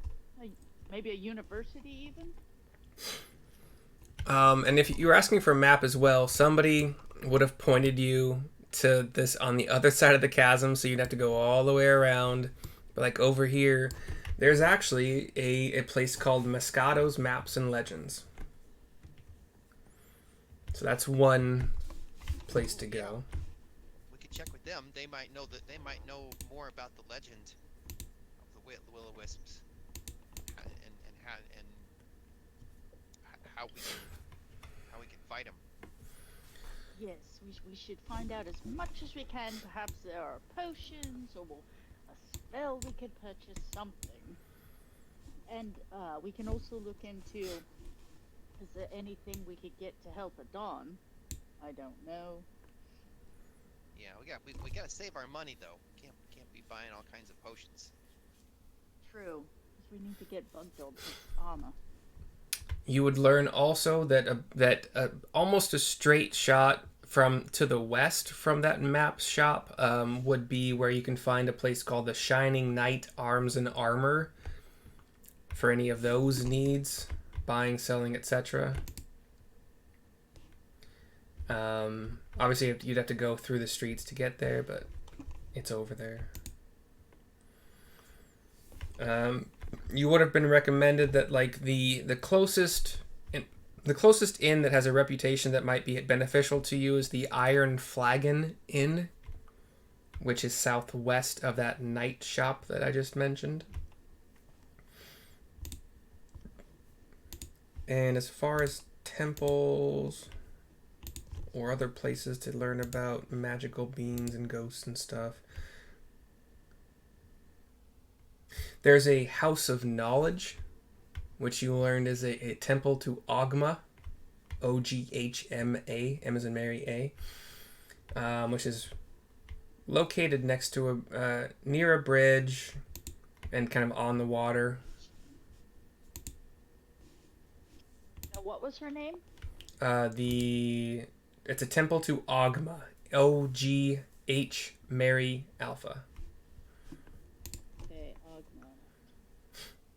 On the other side of the river, you can find the Shining Serpent Inn, another possible inn choice.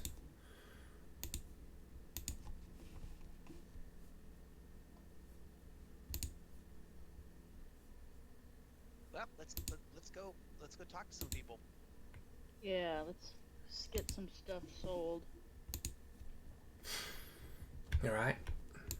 Where would you like to go first? Let's go to the Moscato's maps and legends shop.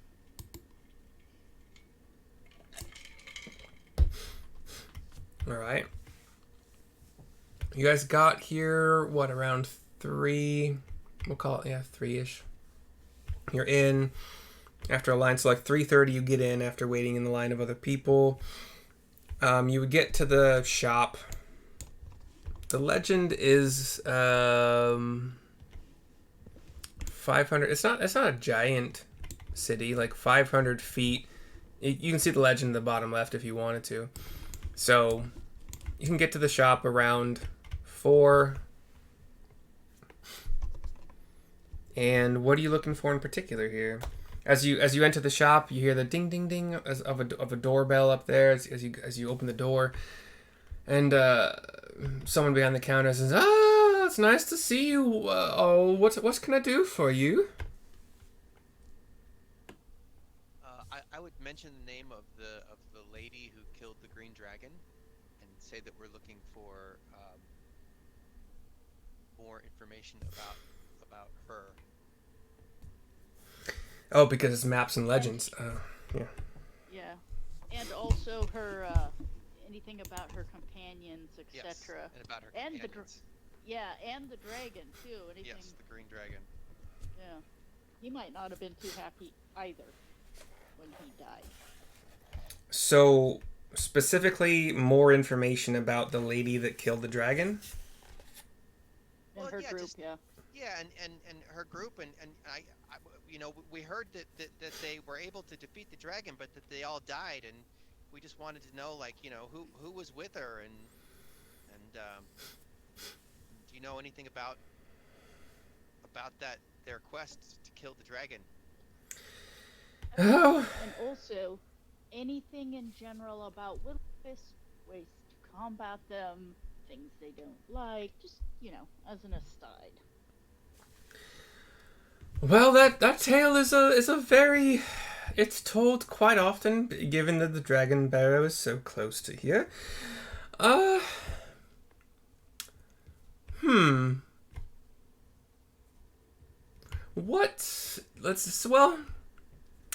there were roughly...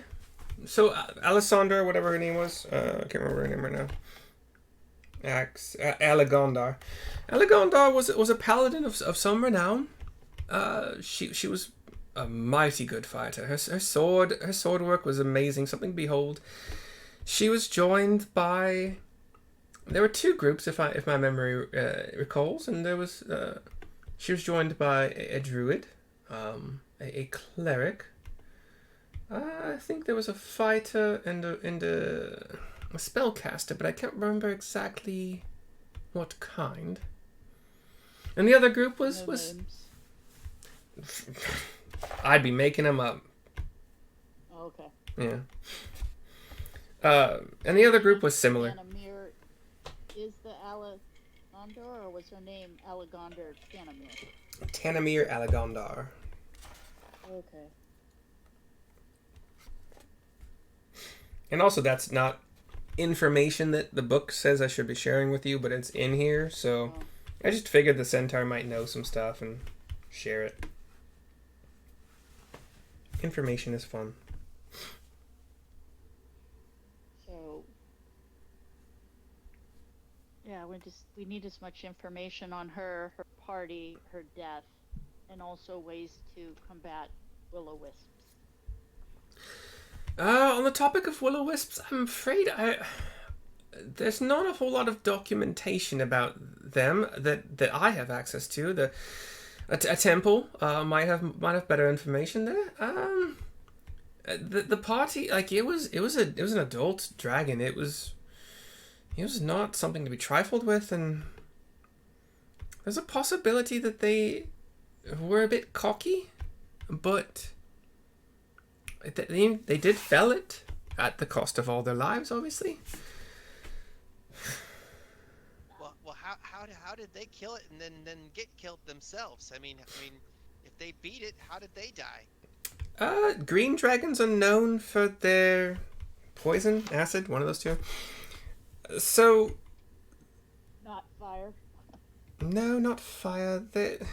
So the best The is other one. Not fire. the best assumption is that poison ended up killing Lady Alagondar after she had struck the final blow. Oh, I mean, sounds- she died.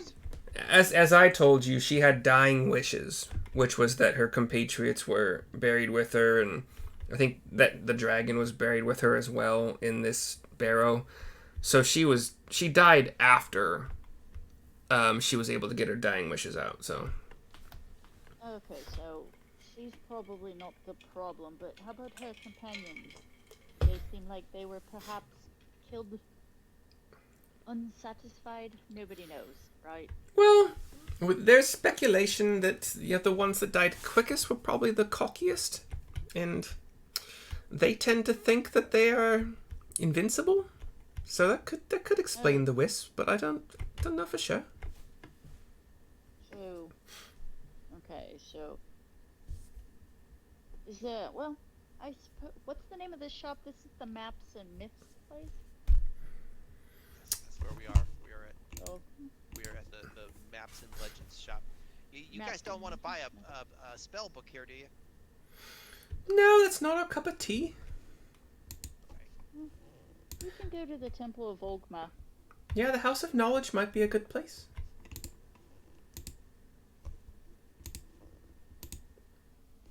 Well, let's. We could also split up. Rio, I feel that you would be the one most apt to be able to haggle, get us the best price for the items. Yes. Oh, I'll give it a shot. I suspect of all of us that you are the most capable of getting the most amount of money from any place.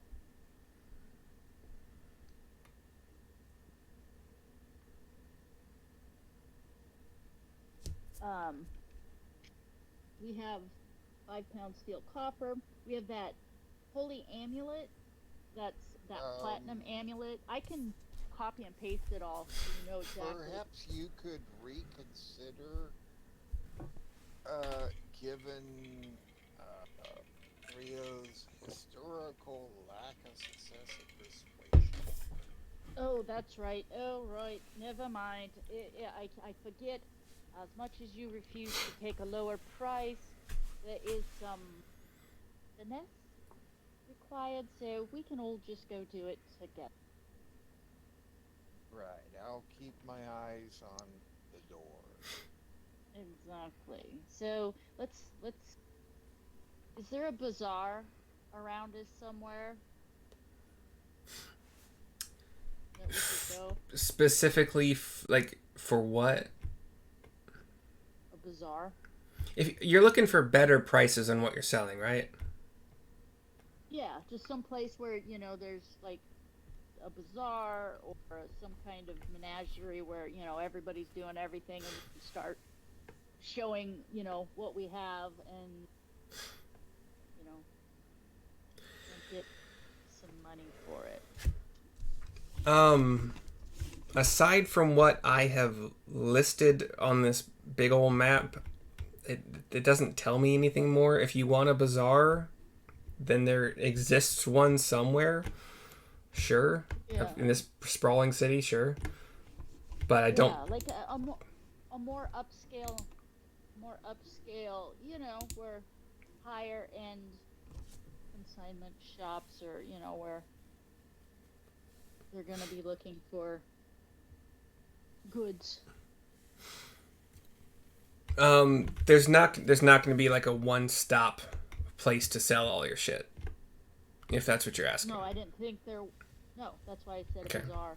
So what do you think's going to sell better at the bazaar than any of the other places I listed so far? Well, wouldn't there be various vendors for various things? Okay. What I listed Thinking like, is what exists, and there can be a bazaar somewhere, but you're not going to get a better price theoretically. okay, what is listed? The maps place which you've been to, the Shining Knight arms and armor. Oh, an armor shop. Yeah, hold on. Is there a type list so we can see, or Nope. Hold on, let me write. So there's Well, armor. Probably somewhere on the internet, but I don't have it. Maps. There's an armor shop. Is there a blacksmith? That would be more or less the same thing as the armor shop, or they can direct you. Jewelers? As far as jewelers, we'll say that yes. Wait, what's this fineware? Painted plates? No, it's probably not gonna be the right place. We'll pretend there's a good shop, like for like the mermaid statue. That could be a place where at least the bazaar would give you a good indication of where to go to sell it better. Nothing here says jeweler specifically, but I'm sure there is something like that for sure. Like there has to be.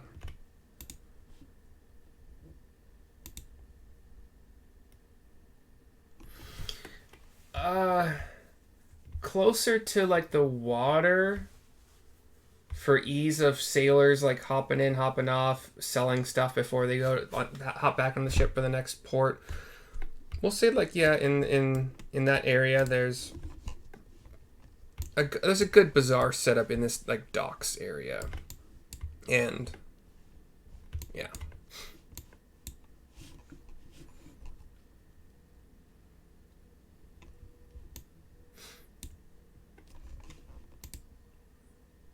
Do we have anything to sell at that armor shop? I don't even know what see. Is any of it? The helm. I don't. Oh, the helm. But it is Sure. a magic helm. Yeah, so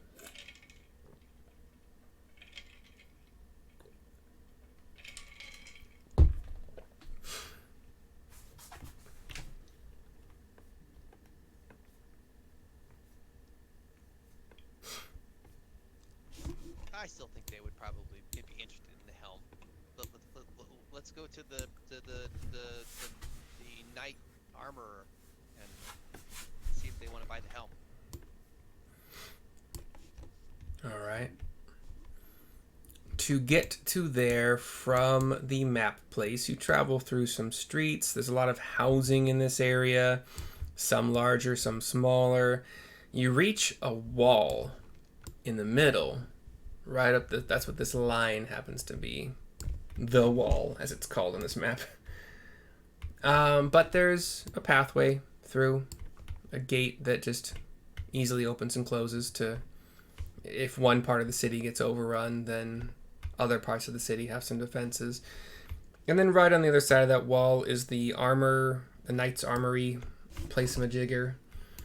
And you present the Dreadhelm. And I think that, let's see, you were offered 150 for it. They would see that, and they have somebody in mind who likes to be really, really intimidating around here, and they will offer you 250 for it.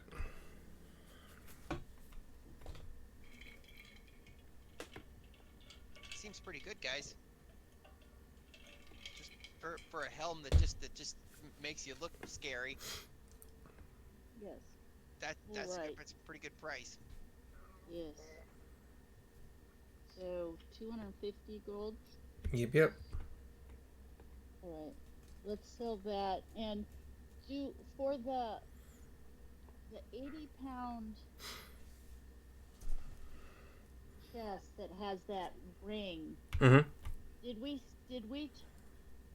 I'm assuming like we had a talk with the guy in Fandolin, find out what we get in Neverwinter for it, and then sell it to him, or do we just want to offload it here, so we're not having to schlep it around? Oh, we could just sell it here. Okay. You were offered Alright. 10 gold for it in Fandolin and 5 gold for the ring.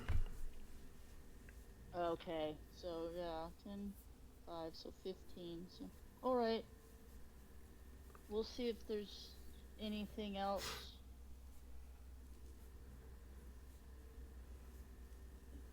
I don't think we have anything else this guy's gonna wanna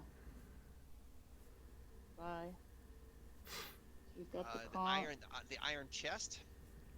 That's the Oh, 80-pound yeah. iron chest. with the ring. Yeah. Yeah. You have a 5-pound steel coffer. Yeah. Yeah, the steel coffer. Yeah, is that something that they would store armor and weapons in? Maybe they want a steel coffer.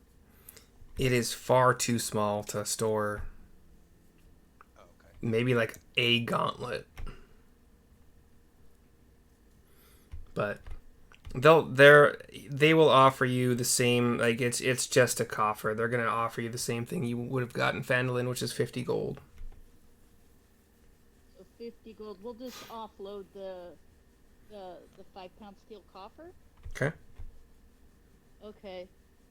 So 50 gold. Yeah, we'll just unload the 5-pound steel coffer for 50 gold and the helm for 250. Okay. Right here at the armor shop. All right. So check. Awesome. Check. And we'll ask if there's a jeweler or a curio shop around here. You might have some luck. Let's see. It's a pretty piece, but we don't have need for it in our shop. You could probably get a sailor looking for, if a sailor coming in from the sea, looking to spend some money on his wife might buy it for a pretty penny if you can convince him it's worth more than it is. But and you might be able to pull a fast one over on a lord or lady that you find walking around enjoying their time.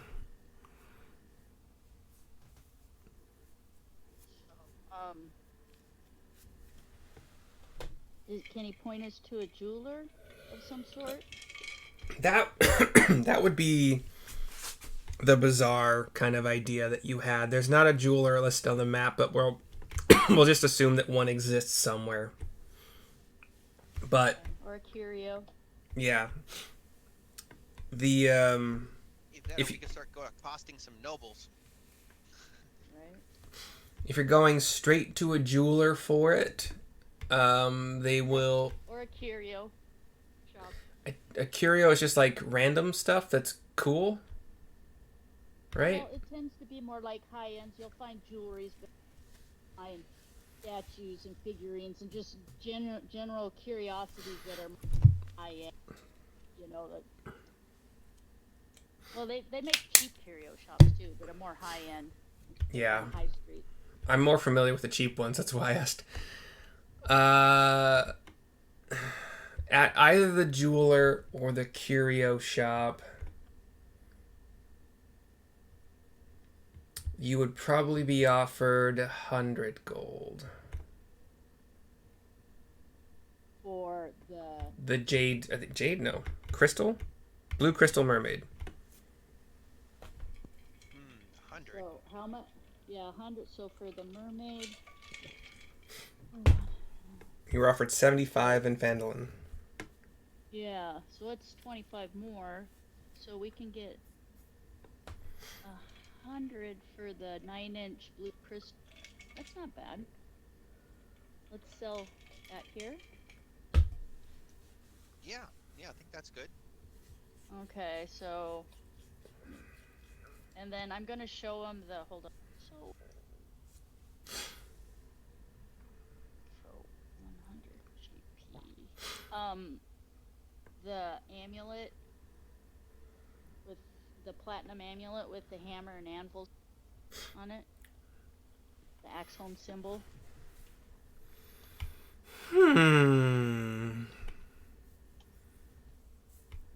I think I could probably get a... I could maybe get a dwarf to buy this from us. It's a one. It's a. What the heck? But how much would a dwarf pay for the thing? Hold on, my entire note list just appeared. The fuck? Is there a temple to Moradin in this city? There probably wouldn't be one that is known to non-dwarves. It's not listed on this map at all, but I'm kind of making up that there might be a hidden one, maybe, I don't know. Do the dwarves have any enclave here? Yeah, they mostly stay in the one section of town. Yeah, they like to be together because they have different morals and they just like to be near their people. Yeah, as most people do. And if you're looking for a location, then she would point you into a location, and I'll make it up if that's where you want to go. Cool, yeah, guys, we could go check out this neighborhood over here, so we can see we can find some dwarves that want to buy it.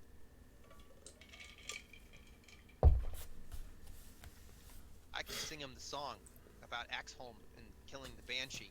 They'll be impressed. Alright, so far, 5-pound steel coffer is 50 gold. You sold that. Dreadhelm 250, you sold that. Blue Crystal Mermaid was sold for 100. Okay. You still have all the shark teeth, the shark fins and tails,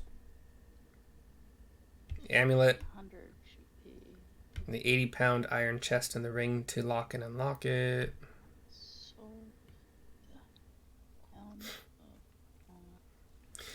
250. And if you would like to retroact this, because Phandalin is further from the coast than obviously Neverwinter is, the price you would have got in Phandalin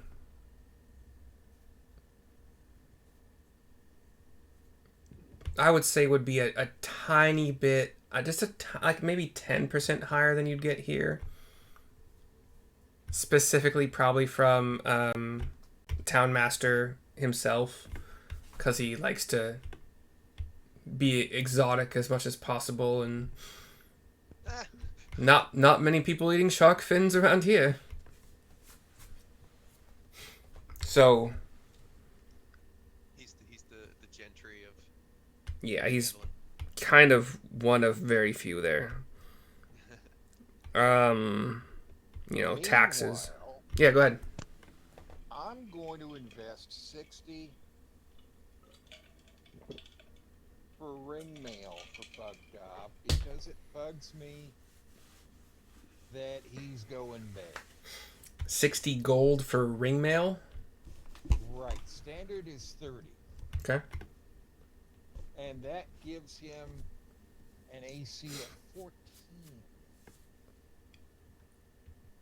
Okay. So, since I figure we're not going to make the full plate cost today, Seems like you're right. Yeah. we should do something. Yeah.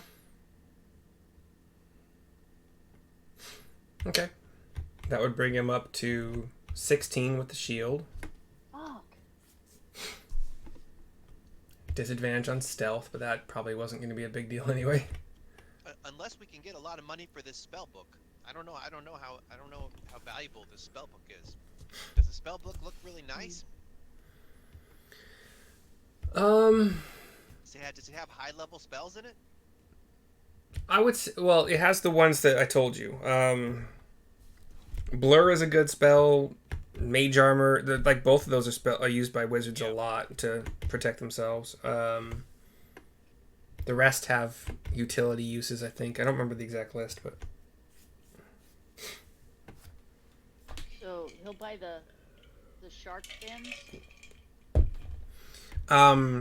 Yes, the town master would have for slightly higher than you'd probably find here. And the tails. The teeth, however, probably would. Well, the teeth would probably sell a tiny bit better there as well, just for how rare they would be for that area. So, let's say it's. We each had like 20 teeth. You didn't each have 20, you had 20 total. Okay. So how much for the shark fins, the tails, the teeth? Shark fins. I looked up hunter sharks. I kind of compared them to tiger sharks in real life, but they're like 3,000 pounds. But I was saying each fin would be about 5 pounds, and you get two gold per pound. So that's 5 times 3 times 2. Oh. Yeah. 30? Yeah. For So yeah. the fins, and then, Tails, I would and then say how much for the tails? about 10 pounds each, and if you think that's low, we can talk about it for sure. 3 gold per pound of tail. 3 gold per pound. So 3 times 10 times 3. So 90. So Yeah. 90 and 30. So we're up to 120. And how much for? How much for the teeth? Is that what you said? Yes. Sorry, you got cut off at the end.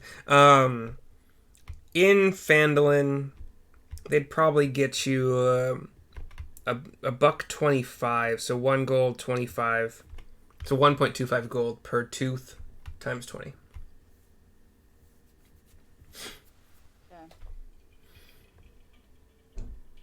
20 and 5. So 25. Okay.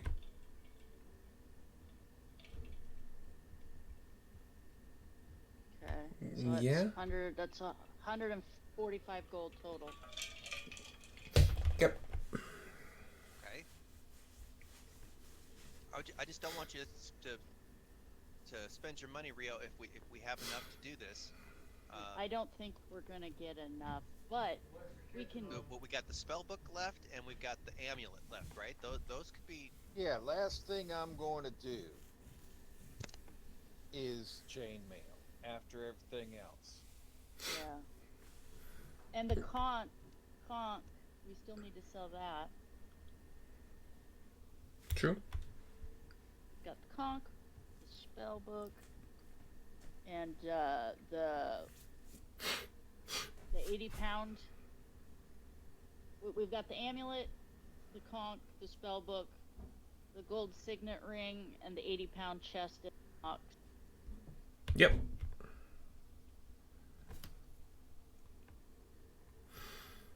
If you would have liked to talk to the curio or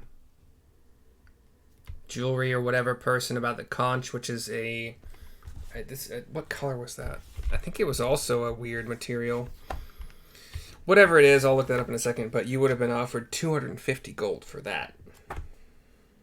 Alright, so we'll sell that. That's sold.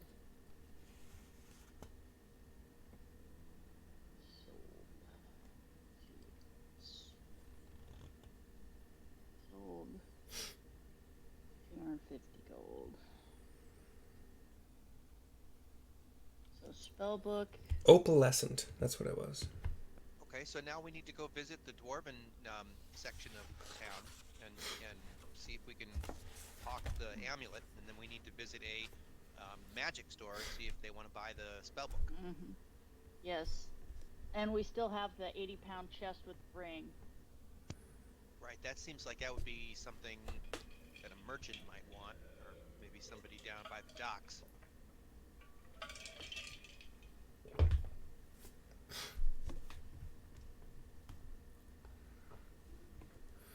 Rio, The dwarven neighborhood? Rio, do you want to wait until the end of this shopping episode to see if you still want to buy the ring mail, or do you want to do it now? Yeah. Okay. We'll wait. So where to next? What are you selling next? Let's go to the dwarven neighborhood. Okay. So let's say that is. What are these things around us? Got a wall, Ogma. I like this idea. So, the Dwarven neighborhood is in kind of like the basically north central across the bridge. So, y'all would have to cross the Dolphin Bridge to get to the Dwarven. And when you cross the Dolphin Bridge, you would have Castle Never on your left. And let me... Castles in the Feywild are much, much better. Much better. see if this works. That place is dumb. So this is Castle Never in the Sunday group chat. And then I'm gonna share it with the stream here because I think I figured out how to do that a little bit. Wow, that's that central tower is pretty darn tall. Man, look at that. That must go up like what, 30 floors? Wow. Let's see if there's a thing written about it here.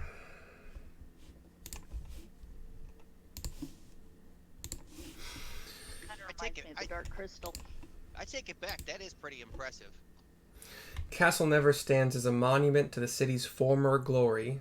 Now it's a dangerous ruin, home for banshees and ghosts. Had your fill of those, I would assume. So as you cross, you have Castle Never between you and the water, between you and like the port here, the entryway to the... It's called a delta? No. The mouth. A delta, yeah, a delta. The mouth of More like a meandering Yeah. So the mouth of the river here. channel. You go north, past the... another popular tavern you may have heard of, the House of a Thousand Faces, which... hopping between maps here. So you guys are crossing the bridge here. You got Castle Never over here. This, where I'm doing the blue dot now, is the House of a Thousand Faces. And then we're going to say the Dwarven District is kind of like up in this area. It's like the north central here. And as you are going that direction, you also notice a bleak tower of black stone that rises high into the sky over Neverwinter to your east, where I'm doing the blue dot right now. This is the Shard of Night Tower. Shard of Night. Is that like where the wizards go in the town? It does not say. Maybe we could take the spellbook over there. I'm trying to figure out where the heck the Shard of the Moon Tower is, because that's listed as one of the... Maybe it's the same thing. I'm not sure. I can't find... Maybe it's the same thing. I don't know.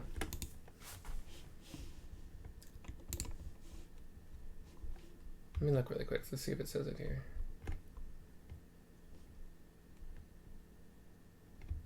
Oh. Nope, doesn't say. Anyway. Yeah, you find the Dwarven District, and as you might suspect, it is getting late-ish, but not like sundown yet. The sun probably has another hour or two before it sets. And you do see some dwarves milling about, but they're mostly children with the occasional woman or male babysitting. Maybe some older dwarven folk who are doing the babysitting. Do we see any that look like clerics, or do we see any priests? Give me a perception check. Anybody that would be looking for that. How about a 14? 18.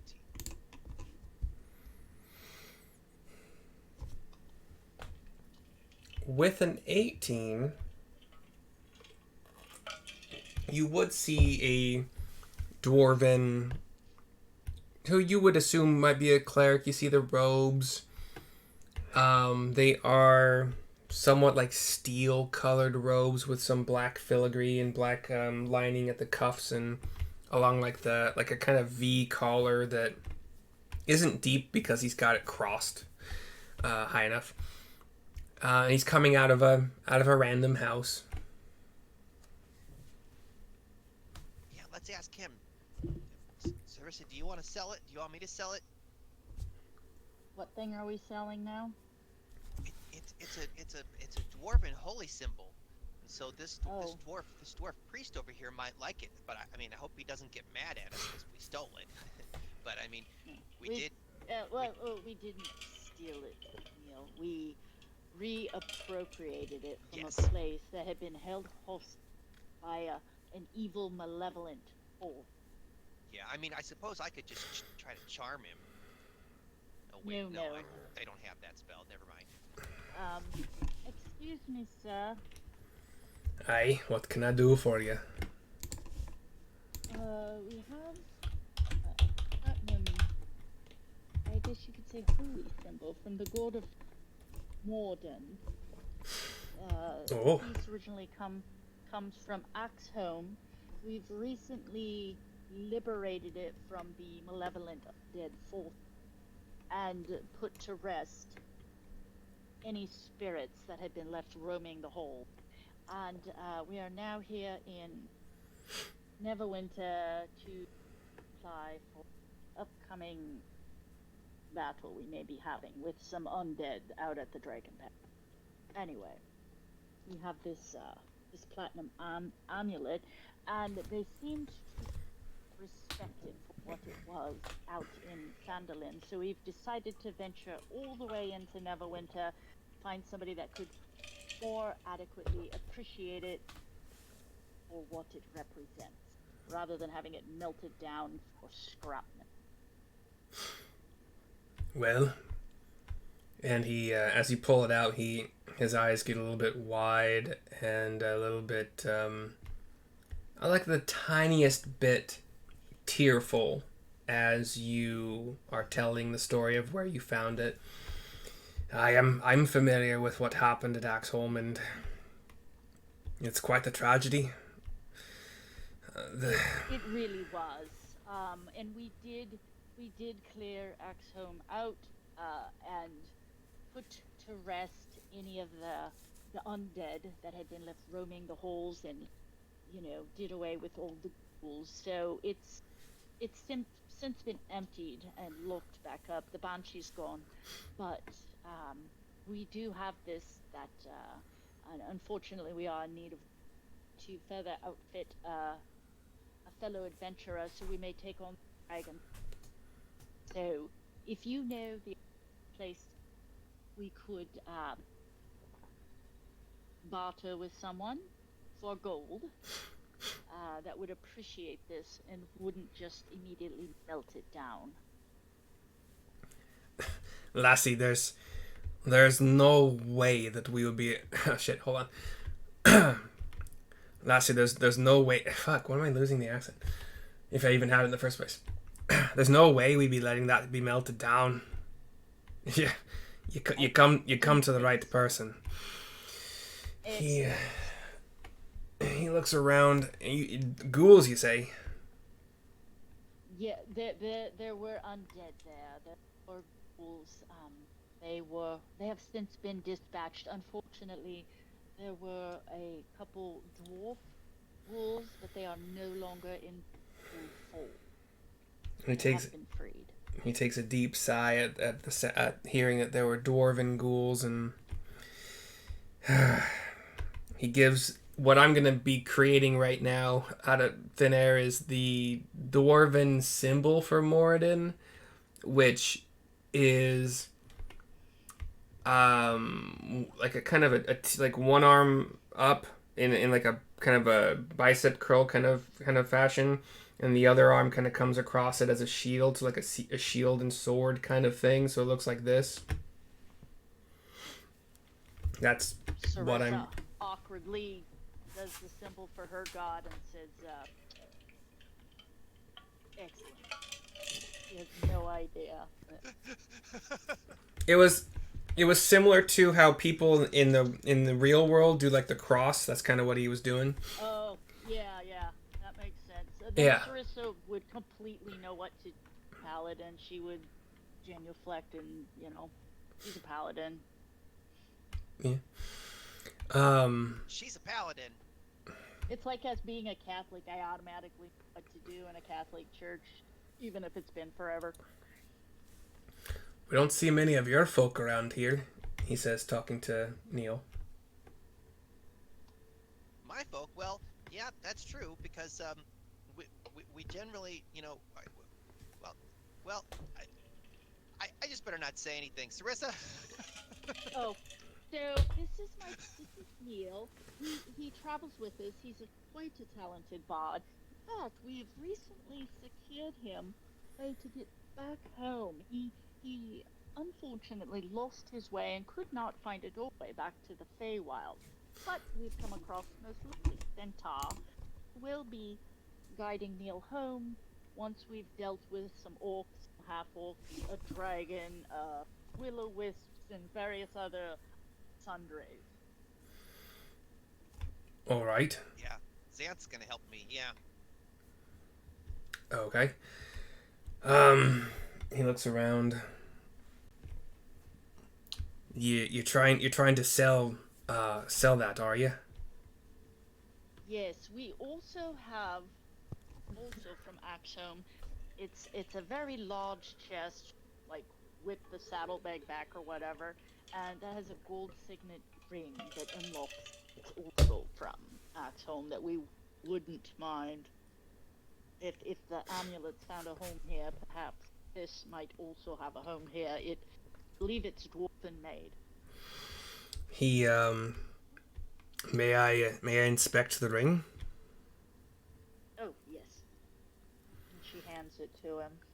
He looks it over, and then he, with the ring in his left hand, he does that holy kind of symbol, the arm across arm thing, the T shape on its side.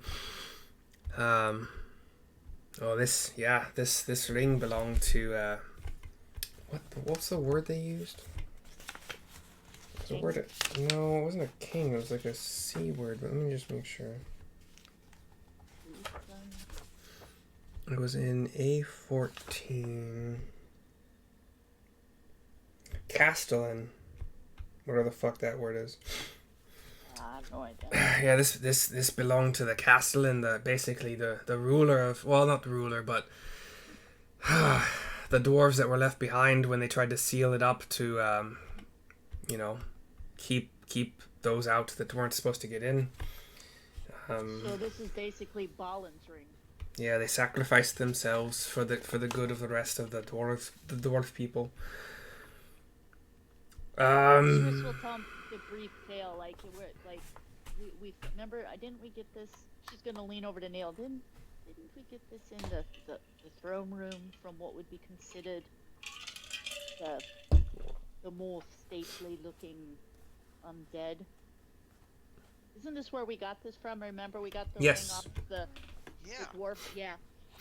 So, well, rest assured, good sir, that your castellan has also been put to rest. He's no longer a tortured soul.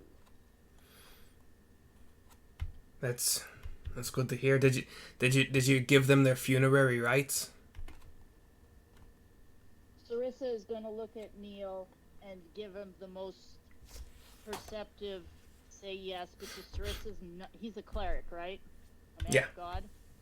Okay, so Sarissa as a paladin is not going to lie. I did say I'd like to retro that we gave them all a proper burial, because I just can't see a paladin just leaving, you know what I mean, bodies laying about. Like, it just seems like as a paladin that it would be like, no, we're going to bury these, and I don't care that they're stinky and gross, because they were once living beings and they need to be given a proper funeral. So I mean, they were undead ghouls, so it would be... I think that's why you might not have done it in the moment. Because I think you had actual bodies of actual, like, people when you did the funerary rites at that other place. yeah. Well, So we could also just burn the bodies in Axholm too, just to like dispose of them and somehow and do some kind of funeral rites, because they're extra gross as ghouls. Yeah, we probably wouldn't have lugged them out and buried them, but we could have chucked them on that little fire and did a prayer at least. So yeah. Especially, like, you were trying to clear it out for the people to possibly use as a safe hold from the dragon, so you'd probably burn the bodies or... And then, so they're not... So, well, Sarissa will just You tell can him, like, yes, yeah. they You can say were- yes, honestly. They were, yes. He was given as proper a send-off as we could possibly do with what we had to work. That's quite nice of you. His soul is free. He looks around one more time. Follow me. And Excellent. he walks...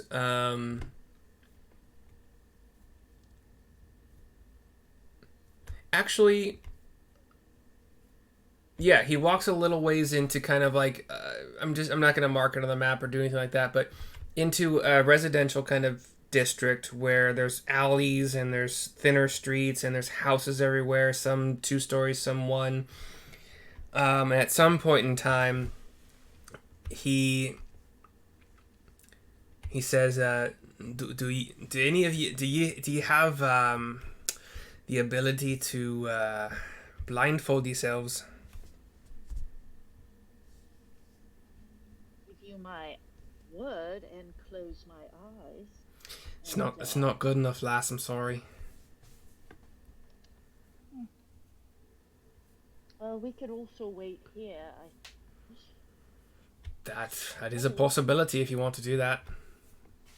Yes. Or Neil, would you like to go with them, and I would stay here? Rio, are you interested in blind?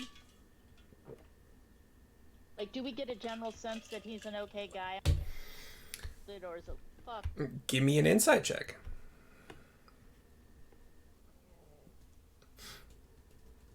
I don't want to go anywhere without you, Sarissa. Yeah, I didn't roll very good, so Nope. I'm distracted. He's hard to read for you. Likewise. Kind of hard to read for Rio. What about you? Oh man, Me too. y'all are taking him at his word so far.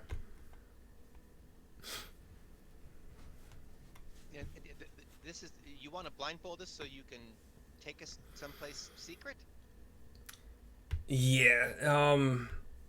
You can see that most of the people here are humans, and they have their own temples, and us dwarves are tolerated for being, you know, hard workers and good at certain tasks, but our temple we kind of had to hide, and it's in our best interest to keep it hidden from everybody.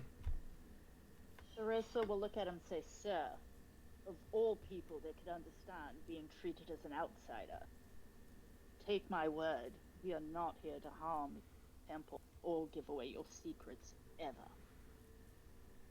Persuasion check. Okay, let's see. Persuasion. Fuck, I got a natural 1 plus 7, so I need. Listen, lass, I trust you, I do, but I'm trying to follow the rules of my people. Like, there's a reason we have them.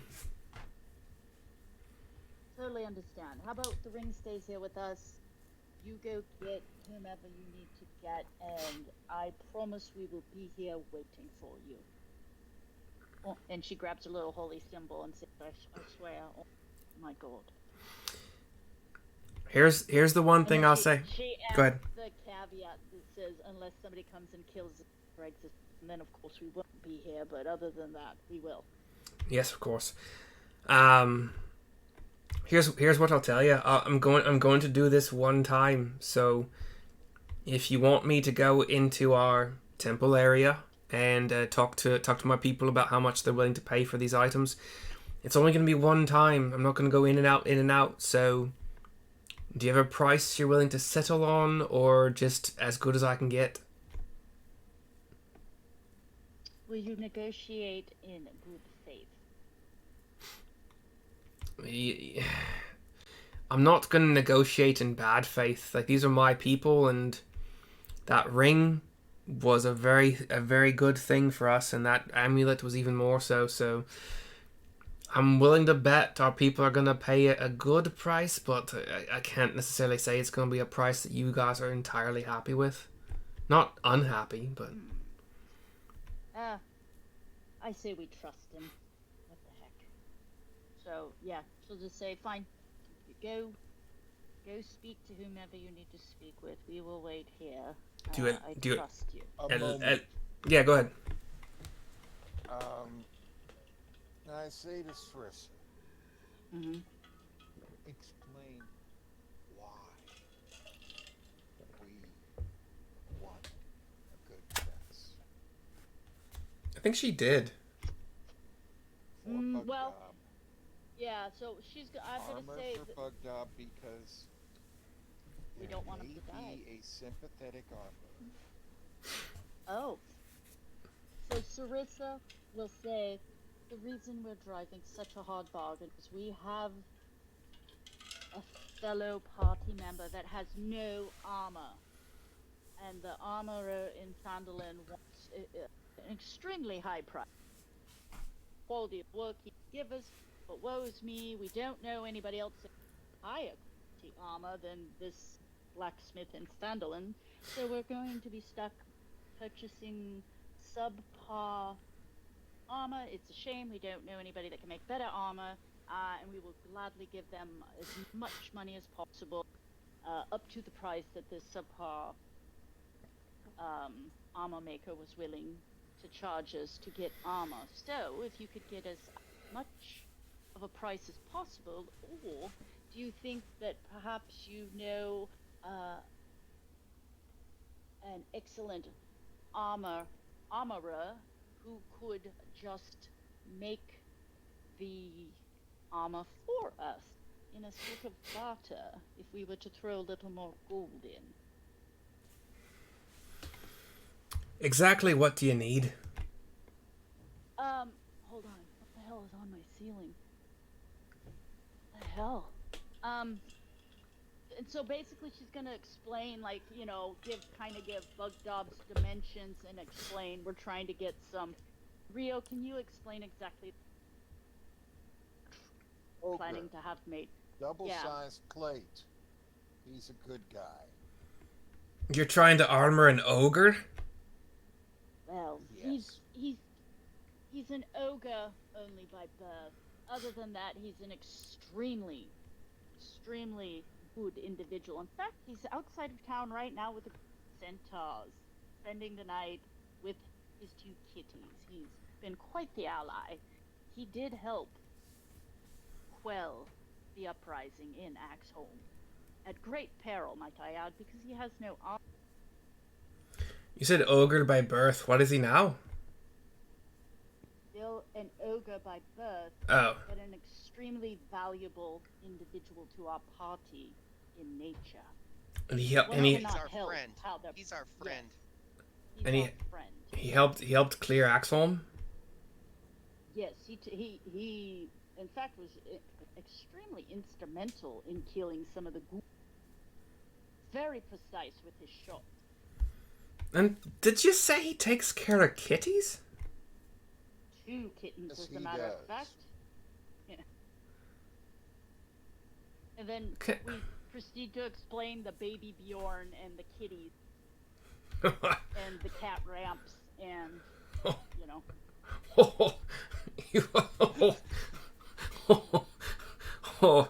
Oh my. Okay.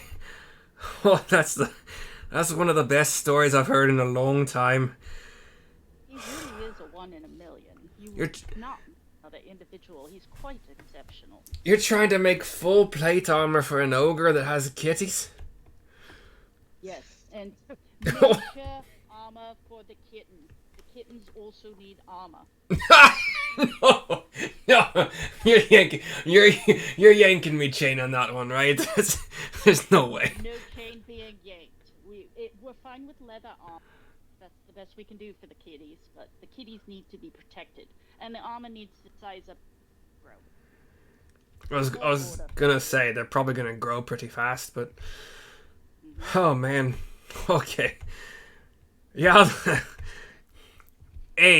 I'll do my best to negotiate a good price for those items you have. Oh my gosh. You get inspiration. Yeah. Right. Yeah, sure, it works for me. And me or her? Both. You have inspiration, Sarissa, and But if you had a dwarf who would be willing to take our gold in these items, we would gladly pay to have a dwarf make the armor, because everybody knows the dwarfs make best armor. Yeah, you don't. What was that fucking voice I was doing?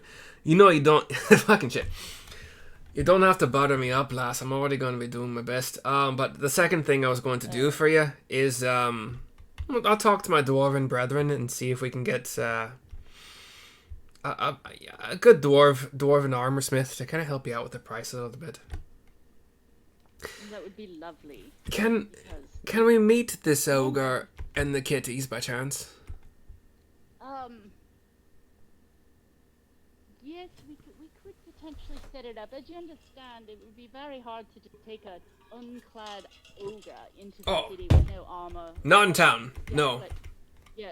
But yes, quite. He loves meeting new people. As I said, he's outside of town right now with a herd of centaurs. I was about to ask that too. You've befriended some centaurs? Yes, that's who Bugdob is staying with as we speak. They're the ones that's going to get Neil home.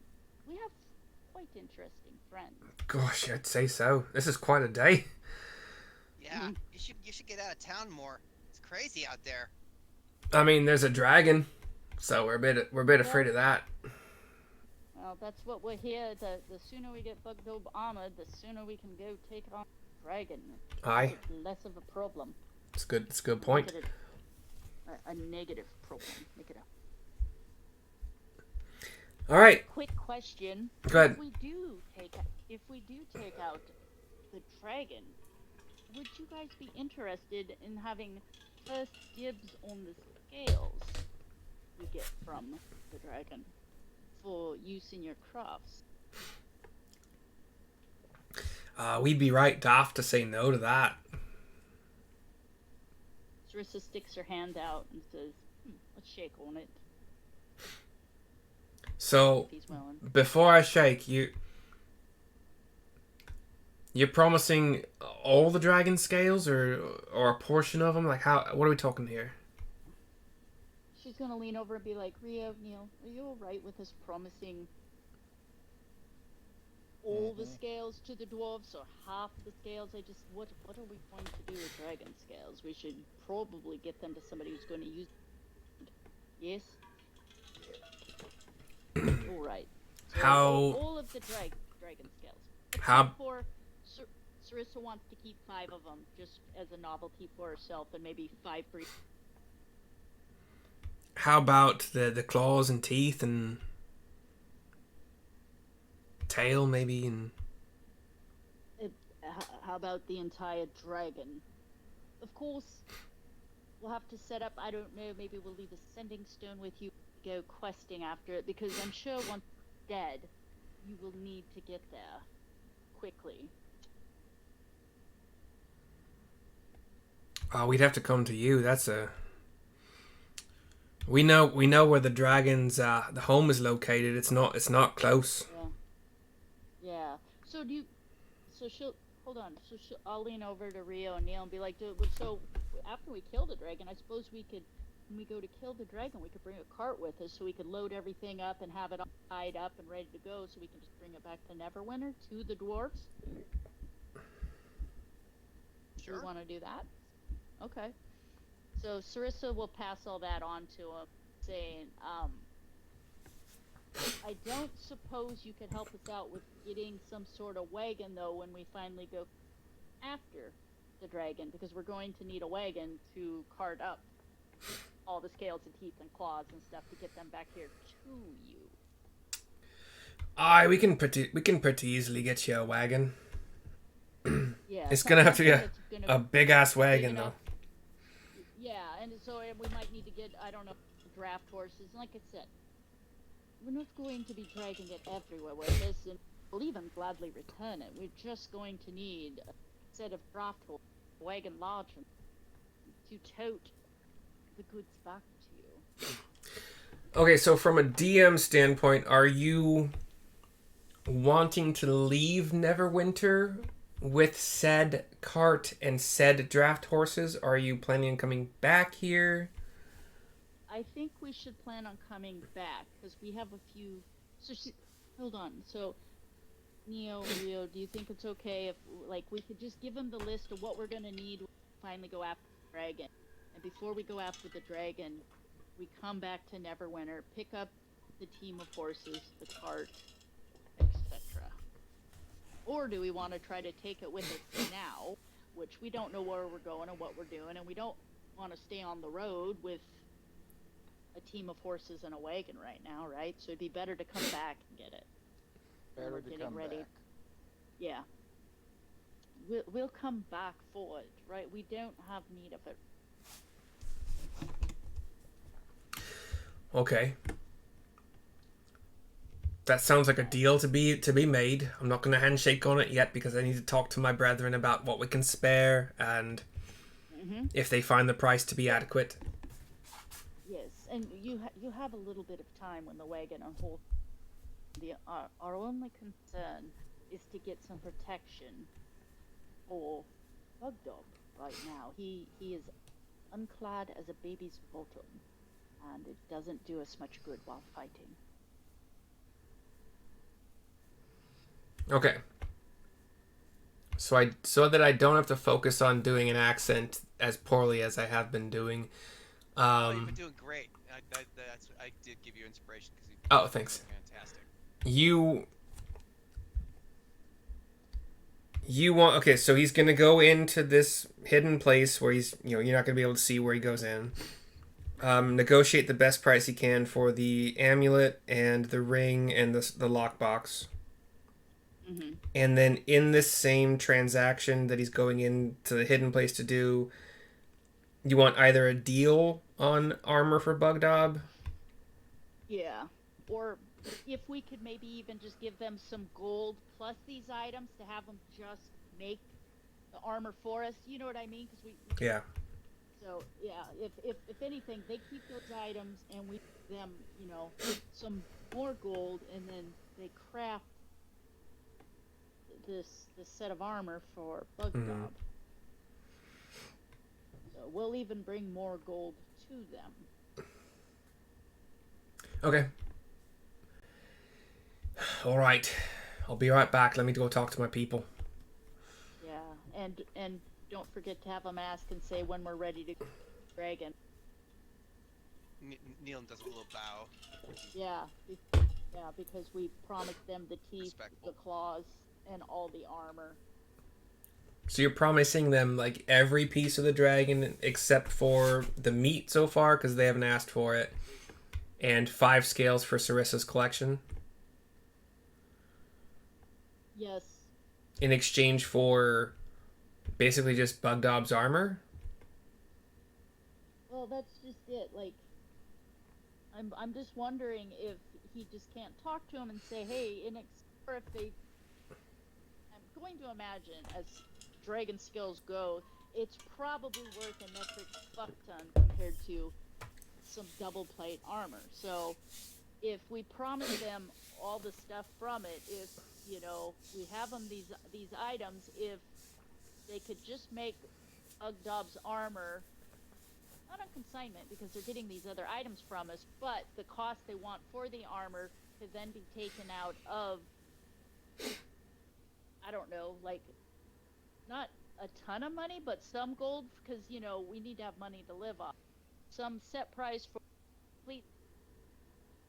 complete dragon, basically, you know, payable on delivery, take out the price of Bugdob's armor, and then they give us some, like I said, they get first dibs on it, so some gold for the dragon. So instead of us selling it here and there or somebody else, we're giving them the option to buy the dragon from us.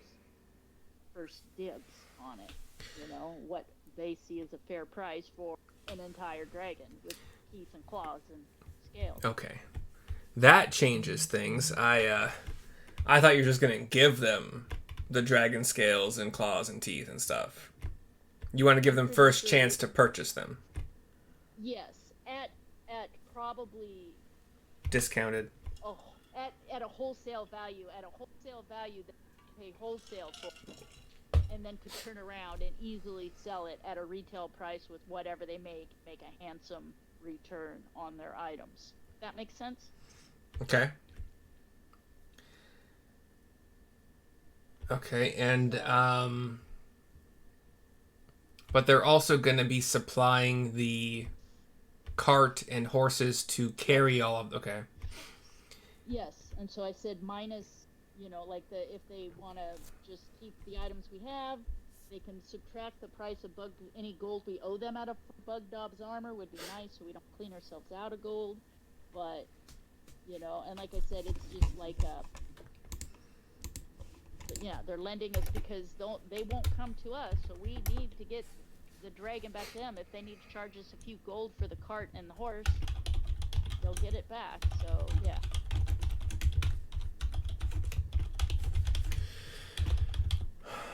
Okay. Negotiate best price for amulet ring and chest.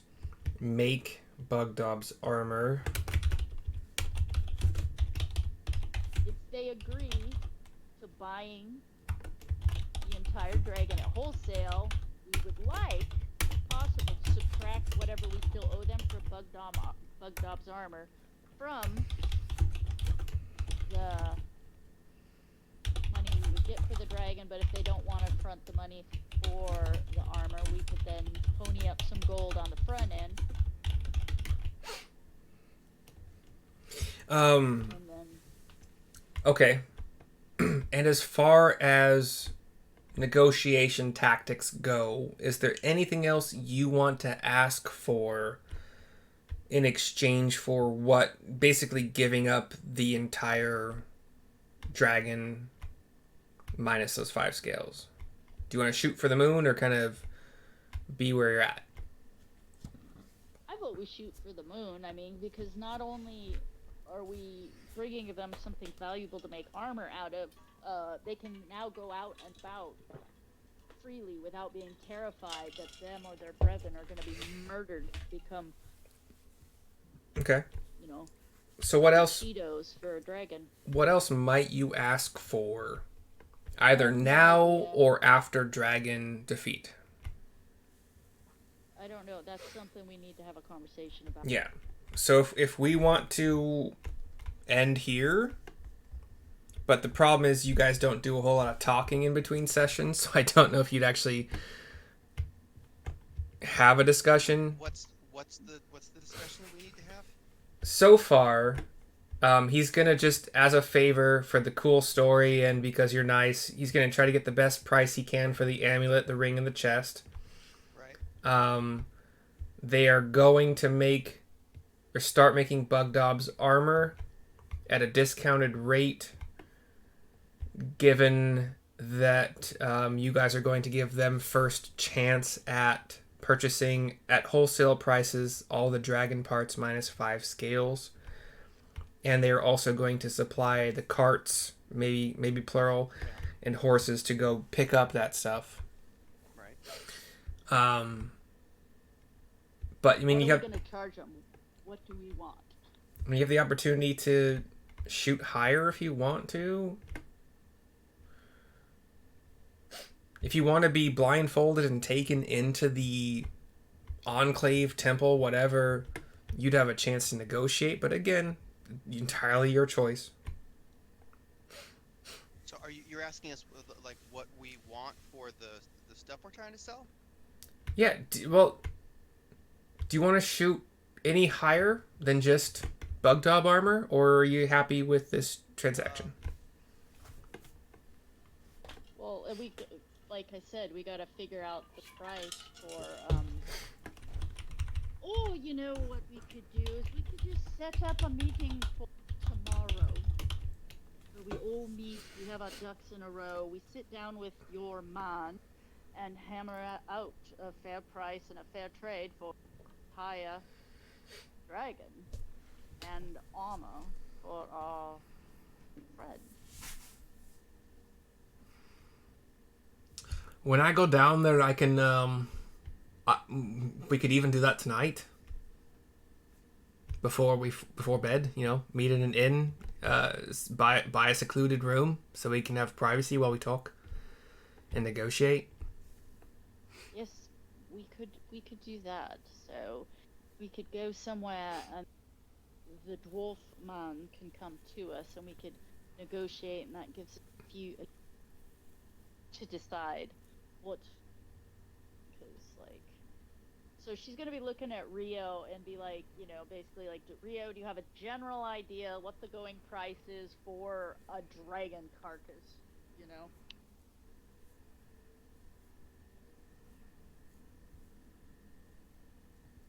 I have to admit, I'm clueless. For a second, I thought you froze because you were like so still with your hand in your glasses. I thought you're like Drax the Destroyer. You guys don't know who that is. I know these two. John, are you a Marvel? Nope. Damn it! I got Everybody whatever. knows who Dark Drax Horse. is. I can't talk to any of you Hardcore guys. Dark Horse. That's fine.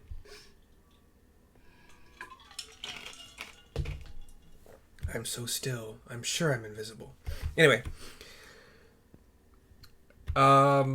We got I don't know what Shannon's family situation is, but Well, they're not here yet, so Okay. I would guess we probably got till 5 o'clock, it seems. So, awesome. can you guys think of anything in the next 5 minutes you think you'd want to negotiate for, or are you pretty happy with the deal you have going on now? I have no idea how much dragon parts sell for. I'm gonna search the internet for it. Yeah, so why don't we just, we could just put a pin in it and just say what a fair value is for wholesale price of an entire dragon carcass, And we're giving them the opportunity to buy it like wholesale, slightly less. So instead of us travel all over the place and stuff, the dwarves will just literally buy the entire thing. We get a big cart and a team of horses from, so we can haul it all back to them, and they can make items and sell them fair market value and probably still make quite a bit of money. What we're getting is we're hopefully getting a set of armor for Bugdob without having to part with any more than just this amulet and the chest, and then all the money that we currently have in our inventory right now, we get to keep, so we can spend that on other stuff. Then, Okay. And worst case, even if they want more money from us, like I said, as we would negotiate, is they take the balance due out of what they would pay us for the dragon versus us ponying up the gold on the front end, because we still need gold to survive this game. So let's say they're couldn't we just trade them? Could we trade them the amulet and the chest for the armor? Yeah, that's what I'm hoping for, is they'll just trade straight across. But let's say worst case, they're like, no, the armor's going to cost you more than this is worth. I was saying, even if we had a pony up a little more gold, we could just say, okay, well, you take the gold you think we owe you. Out of the balance, you're going to pay us for the entire dragon. Yep.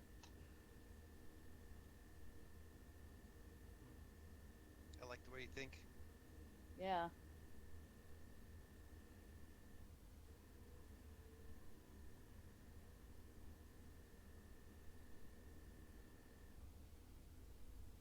so weird that there's a persuasion check in 5th edition, but there's no diplomacy or negotiation Yeah. skill.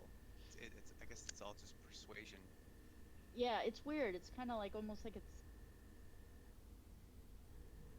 self-survival persuasion. Yeah.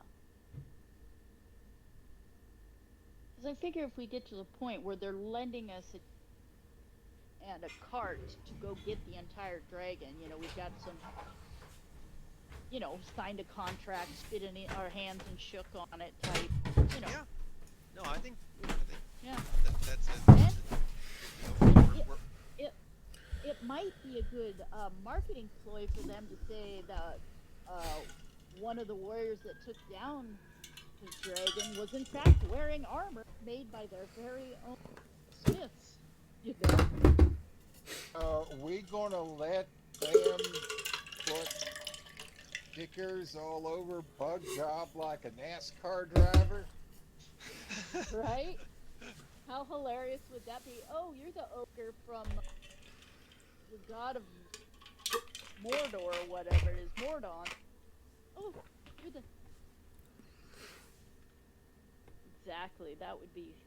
Yeah, we'll let them advertise on Bugdob while we're killing the dragon. If you're not first, you're last. Is dead. It's no. If you're not first, there's second, there's third, there's fourth. I can't count that high. Okay. So, the most recent thing I heard was give amulet, ring, and chest, hoping to get Bugdob armor for free. And combine that with The advertising. sure. I mean, a lot of armor smiths will probably like chisel in their name or signature. Yeah. If they do want more gold, which fine, if we could negotiate where we pay the balance due out of the money we would get when we bring the dragon to them. Okay. You know, ahead of time they'll say, okay, you owe us 400 gold pieces. Fine. As soon as we get the dragon, we know the size and what we have. Take the 400 gold out of what we get paid for the dragon is what we hope for. If not, we'll have to see how much more they want, and if we have enough gold to cough it up on the front end so we don't drain our...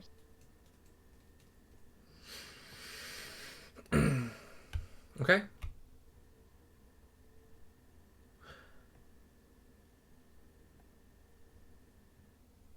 Okay.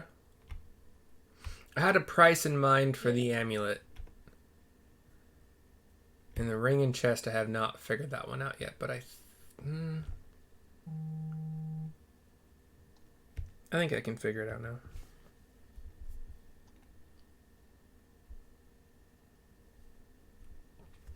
So, do we set up where we'll just meet the dwarf guy? Like, if he gives us the name of a tavern we sleep at, we could just go get a room and then meet him? It's up to you at this point. So here's what I'm thinking. If you were to just sell the amulet, ring, and chest, you'd get 500 for the amulet. Okay. They're gonna pool their money for that, and 200 for the ring and chest combo. Okay, 500 gold. So you could just sell it straight up, or you could try to work in that whole dragon thing. I mean, you're giving a lot up just to sell it wholesale and get Bugdob armor. Yeah, cause see, that's just it. Like, we don't really know. I'm game. So, how about we just tell him that once we kill the dragon, we will get in contact with them. Or, I don't know, I guess maybe we'll just, I don't know, like, keep the channel open. We'll come talk to him. Because if we're gonna, we don't even know what a dragon is worth yet. So we can't really do any negotiating in good faith because we have no idea what's going on at this point. Okay. But it doesn't Yeah. doesn't mean we can't say like we'll give them first shot, or or at least we'll come talk to them first when it goes to selling it. So say when we kill it, you'll be the first people we get a hold of. Say, okay, this is what we got. This has this, and then we can negotiate from there. 'Cause it's really hard to just negotiate wholesale when we don't even know how big it is. And we have a Yeah. general idea, but we don't know. I didn't think that this Neverwinter part would come to this specific thing. It just kind of happened. So I am not at all prepared for like what dragon parts go for. Yeah, I don't. And it's like, Yeah. I was the best I have right now is that they would make the Bugdob armor for half price, okay, given that they would have access to wholesale priced dragon parts. so And 700 is what we would get yeah, for- and give you 700 for the Yeah, so 1,500, so it'd be 5, 6. We would only need to cough up gold between the three of us, which is like around 275 each to get this armor made for Bugdob, which isn't that bad. Yeah, and it doesn't leave us broke. You also, as a reminder, have like 3 different things you can still do on the map that aren't going to the dragon. So there's a chance you could still find things that would make all of this easier. Yeah. Yeah. But Well, Yeah, so why don't we sell the stuff to the dwarves, and we could each cough up 275 in gold, get Bugdob his armor. We don't have to worry about it anymore. We got the best armor made for half the price, and then Bugdob can come along with us, help fight these battles, which might make it a little easier. Yeah? I'm good with that. Yeah, because we still have each still have around 400 gold pieces Yeah, left, as even long as after- we're not broke. Yeah. You know. Yeah. So let me see. So 700. So it's 5, 6, 7. So 800 divided by. Sarissa breaks out her abacus. She's like, hold on. I've got an 800. abacus. So it's 266 gold each. Yeah, 266 gold each. Neil, could you please check my work? So, and we have just sold 845 gold total worth of stuff. So, just that right there nearly gets to the amount we need total to cough up for the dwarves or over. So we're not gonna walk away from today with any less gold than we have right now, basically. So we should be good and get good armor out of it. Yeah. So let's just say we had like that kind of conversation with him. We need him to build the armor. We'll come talk to them as soon as we're ready to go get the dragon, and we'll go from there.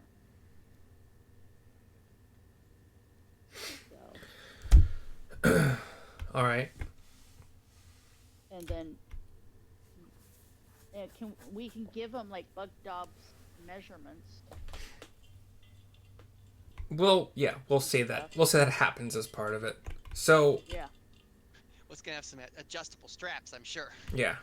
Yeah. Sweet. So we're getting 700 for those 2 things. Plus we got 845 total from all the stuff we sold today, which comes out to 1,545. So that means we still have 45 gold left to divvy up between the 3 of us, which is 15. We walk away today with armor, Bugdob, less shit on our horses, and 15 gold each. Well, I mean, it's going to take them some time to craft the armor. Yeah, no, I'm But just saying we don't have to worry about. it's in process. The armor's taken care of. Problem. So Okay. everybody add 15 gold, and then, like I said, everything else we sold today, basically. Like I said, we didn't come out with less money than we walked into town. We're getting armor made. And we have somebody potentially that we can bring our dragon carcass to on the front end once we know what we're doing. Win-win. I like it. A total win-win. And Sarissa will bow to Rio and say, "Thank you very much for reminding me who we were speaking with and what we needed."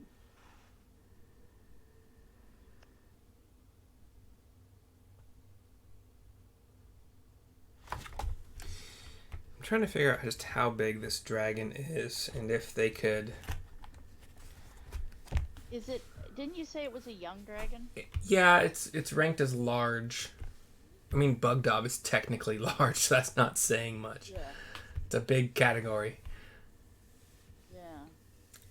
I'm thinking if they have the capability of crafting a, like, you know what a barge looks like? Mm-hmm. Like a trash barge on the river. Could they craft something like that on wheels that could be pulled by a few horses and just Easily. cart the entire dragon, not cut up at all from... Yeah. But that would also depend on where the dragon is fought. Because if it's fought, like, in its den in the hills, you're not going to get that barge cart up there. No. Well, we can set up with the dwarves too, where we have one specific sending stone that is specific between us and the dwarves for when we fight the dragon. So wherever we are when we fight the dragon, we won't use the sending stone until the dragon's dead. So if it's someplace that a barge can't get, we'll just keep in communication with them regarding the dragon slaying, like where we're at, what's going on, are we going to kill him, should you guys get on the road or no, Okay. like truckers checking in with home base. Breaker 10-9, Dragon Slayer on the line. So would you like to leave one of your sending stones with the dwarves? Don't the dwarves have access to sending stones? These are not like affluent. What the fuck was that? And the ones that they have among them are already very, very much used. Yeah, well, we'll discuss it with them that when we finally go to slay the dragon, probably we'll leave one of our sending stones, not until to slay the dragon. Okay. All right, so amulet, ring, and chest are sold. They're out of your inventory. Yes. Let Okay. me make sure. And So then everybody added 15 gold, right? Because I'm gonna wipe out all the sold. I'm confused by that. So you made 700, and you had to spend two. Go ahead. We made 700 off of this deal. Plus Uh-huh. we made 845, not including the 75 we made from tools because we already put that in. So we Oh. 800 gold plus 700 gold comes 1,545 gold. They want 1,500, right, total, but they're taking the 700 out. So that leaves $800 we need to come up with. So that means we just are going to hand over 800, which leaves 45 gold. Divided by 3 is 15 gold each. So we walked away with I see. a set of armor being made for Bugdob and 15 gold for us. I was forgetting all the things you'd sold prior to this. Yeah. Okay.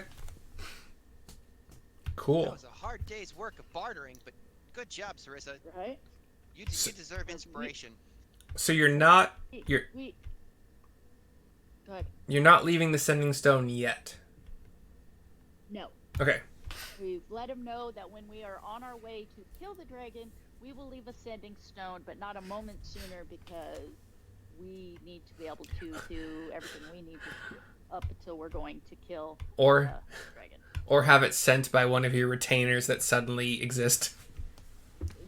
Exactly. That's Good just stuff. it, 'cause I have 3, Yep. So, Neil, we may need to have you have one of the containers bring the sending stone here. Oh, sure. Yeah. I'll It'd tell be- him what to do. It'd be funny to like cast fly on them and then Like, what? Yeah. Stop screaming. Go. Fly, you fool. So 845 total. So the only thing we still have the spell book left. And so this. Yeah, true. Hold Oh on. yes, the spell book. So hold on. Can we ask does the dwarf know who we should go sell that to? Probably tell you the same thing that the others have told you thus far, and that is, God damn it, I can't click with the caps lock on. The House of Knowledge is probably your best bet for that. The Temple of Ogma, Okay. same thing. So let's just go offload the spell book so we know exactly how much money we made. Oh, because yeah, so we can go sell the spell book real quick and then just crash for the night. So okay, sold. We sold that. That's 700 total. Hold on. 700. I'm keeping track of how much. So 700 total. And then Bugdob.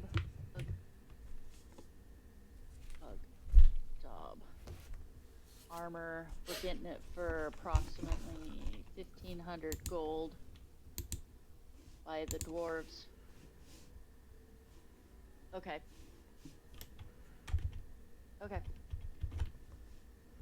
So do we want to go sell the spell book? Sure. Let's go to the House of Knowledge. Ogma's temple. So we can either you can either role play that next time, because I don't have all that stuff pulled up and like how much those spells would cost or what levels they are, etc. Or we can just do that off. I can list it in our Sunday chat like I did with all the prices on the other stuff over the week. Yeah, that's fine. Because I don't have that figured out yet. And Shannon froze, I think. Yeah, I'm fine with you doing that. Sessions. Okay. I'll figure out how. I'll probably do the same thing I did for everything else. Like there's a price you'll get from the shop or the temple or whatever, and there's a price you might get if you happened upon somebody who was like a fledgling wizard that. We lost you for a minute. We heard the word can. We're ending the session anyway, so if you can still hear us, we're pretty much done.